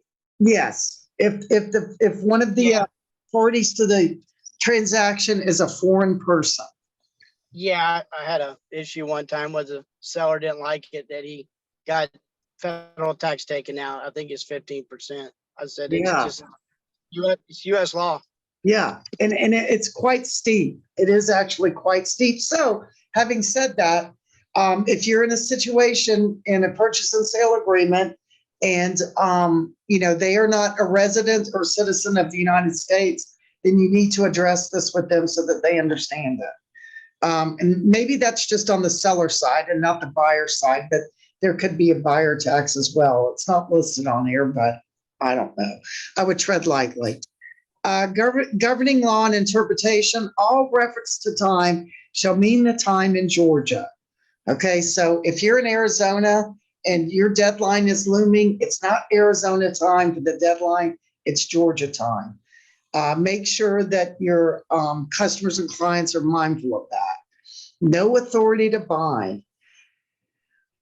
No broker or affiliated licensees of broker by virtue of this status shall have any authority to bind any party hereto to any contract provision therein, amendments thereto, termination thereof, or notices signed by broker, but not the other party. In other words, we can't make decisions for our clients. We can't say, no, we're going to terminate. Has to be in writing, typically the termination agreement, either mutual or unilateral, signed by the other party.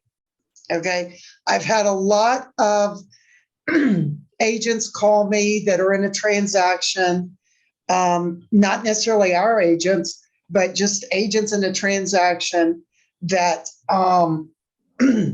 make the statement that I don't think your agent is presenting my offer to the seller, or I don't think your agent should be making decisions for the buyer.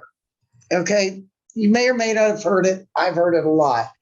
And, those situations, they can say it all they want, but please understand you have no authority to bind or speak from your client.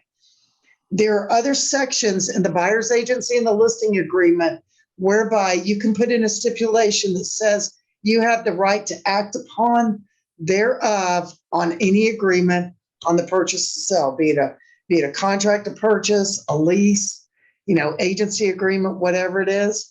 There are certain times where you can do that. Now, at a closing, typically we find it to be a conflict of interest. If you're the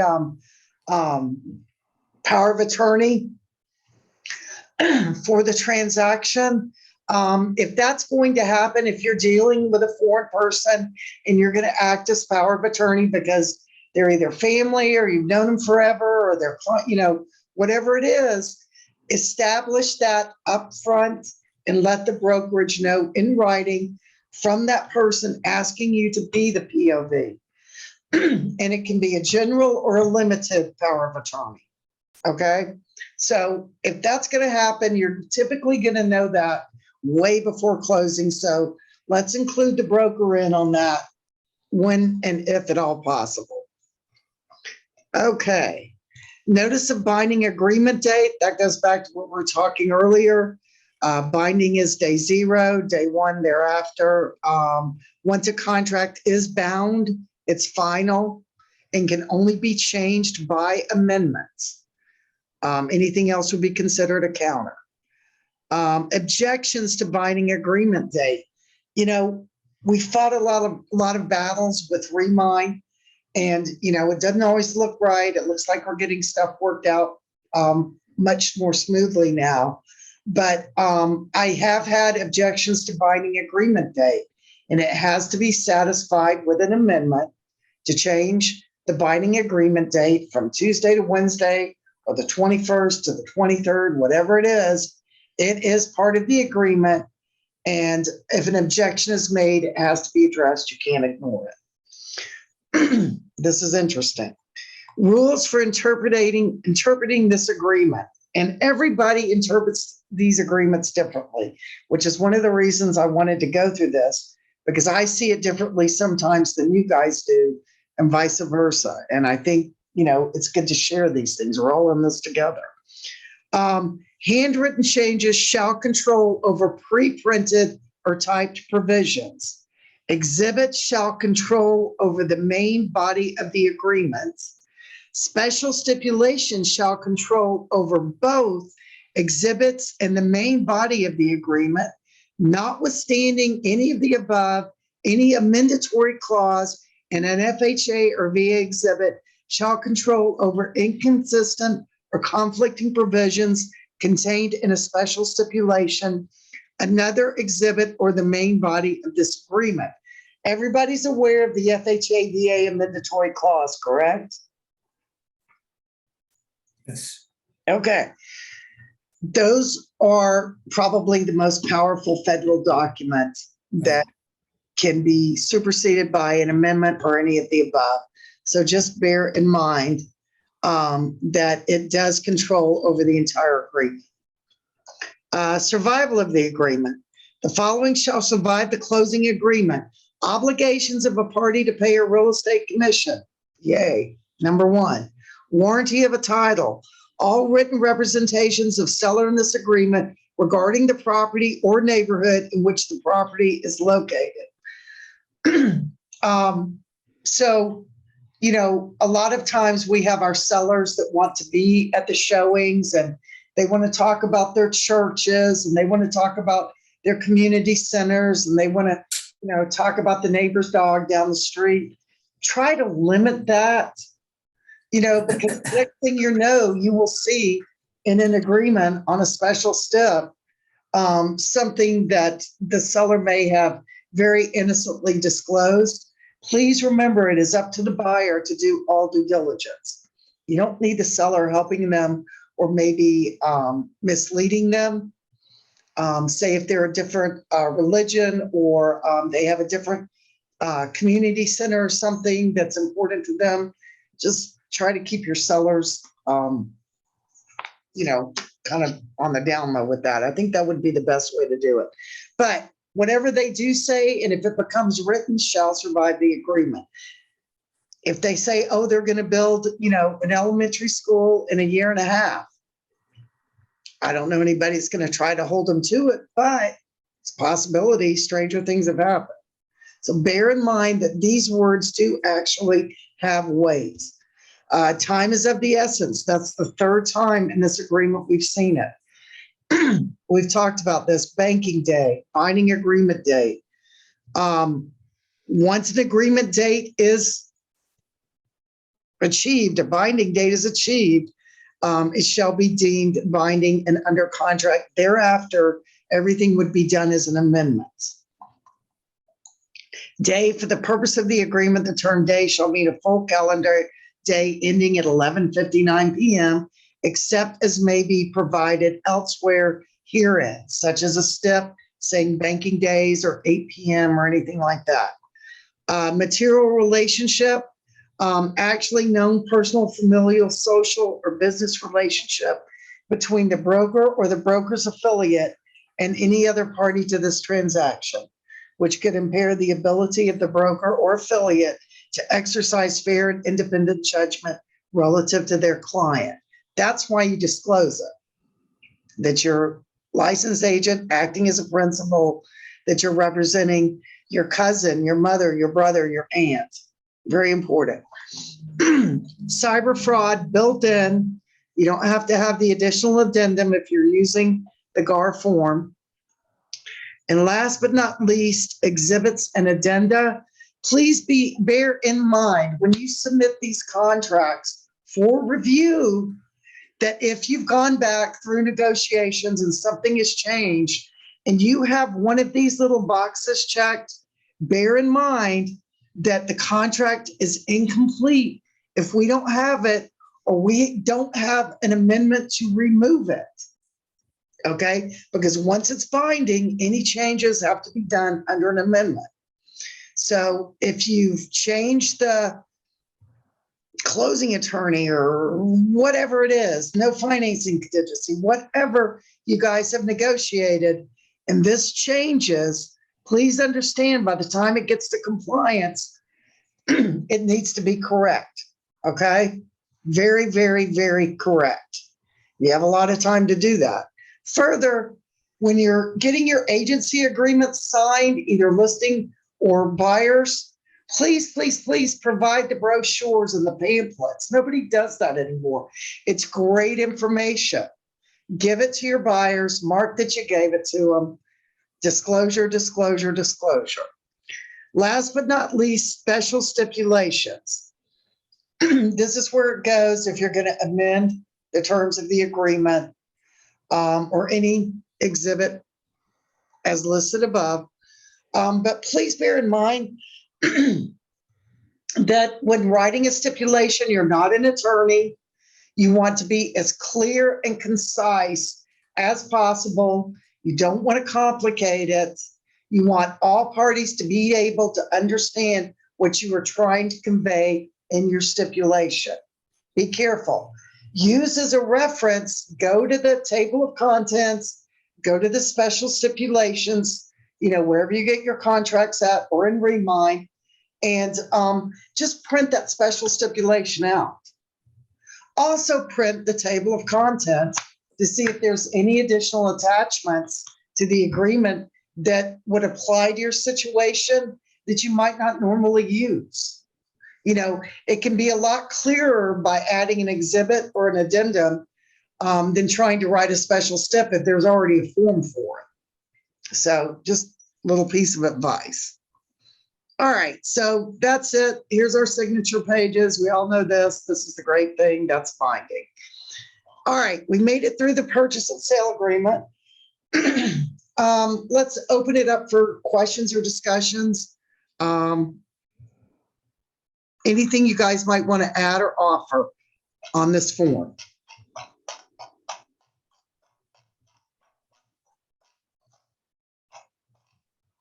Oh, and I might want to point out, there's 6 times, I think I did this 6 times in the agreement. You should have your copy in the green is an out for either the buyer or the seller. You get to know those locations in the agreement.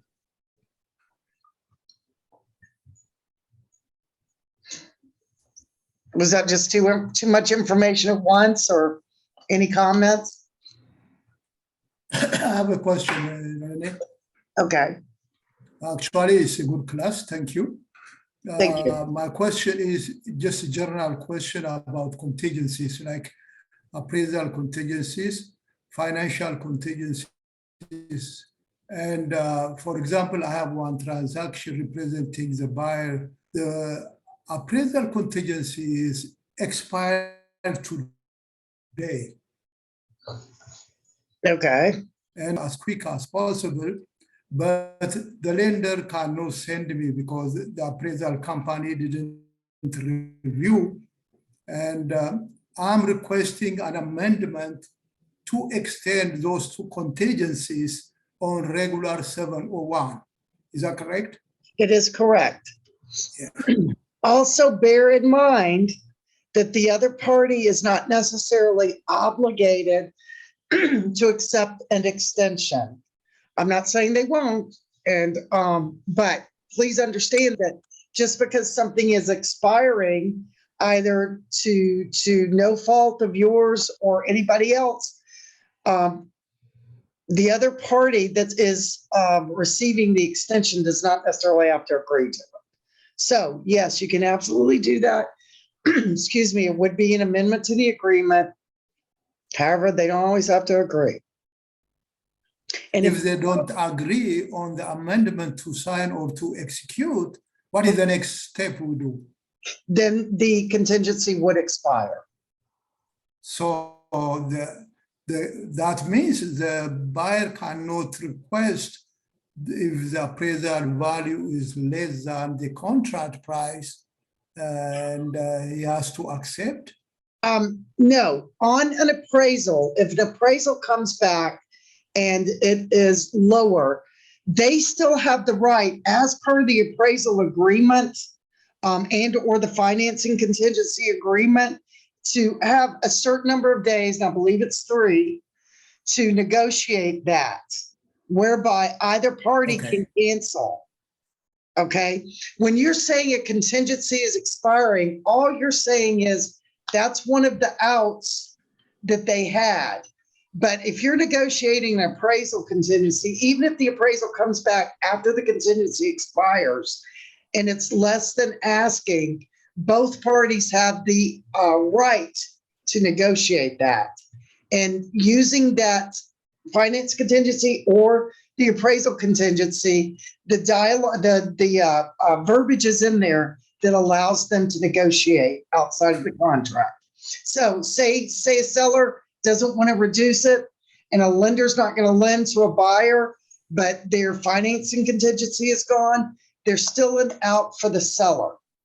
Okay, okay. Financial contingency can tight the appraisal contingencies, I mean.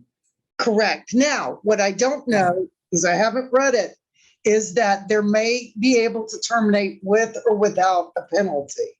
If they can terminate with a penalty, that means the other party would retain the earnest money.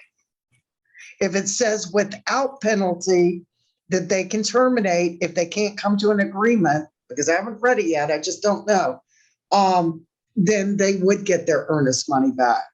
So Okay, that would stand even if they refuse to extend and it expires. okay. Thank you. You're more than welcome.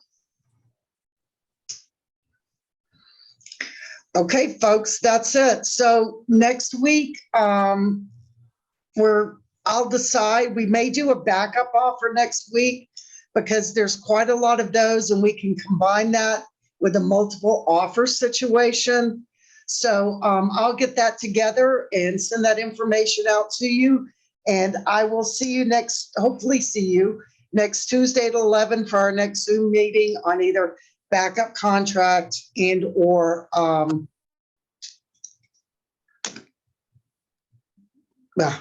we'll see you next Tuesday. Okay. Take care, Thank you. everybody. Okay, okay. All bye. right. Thank you. Lost my train of thought on that one.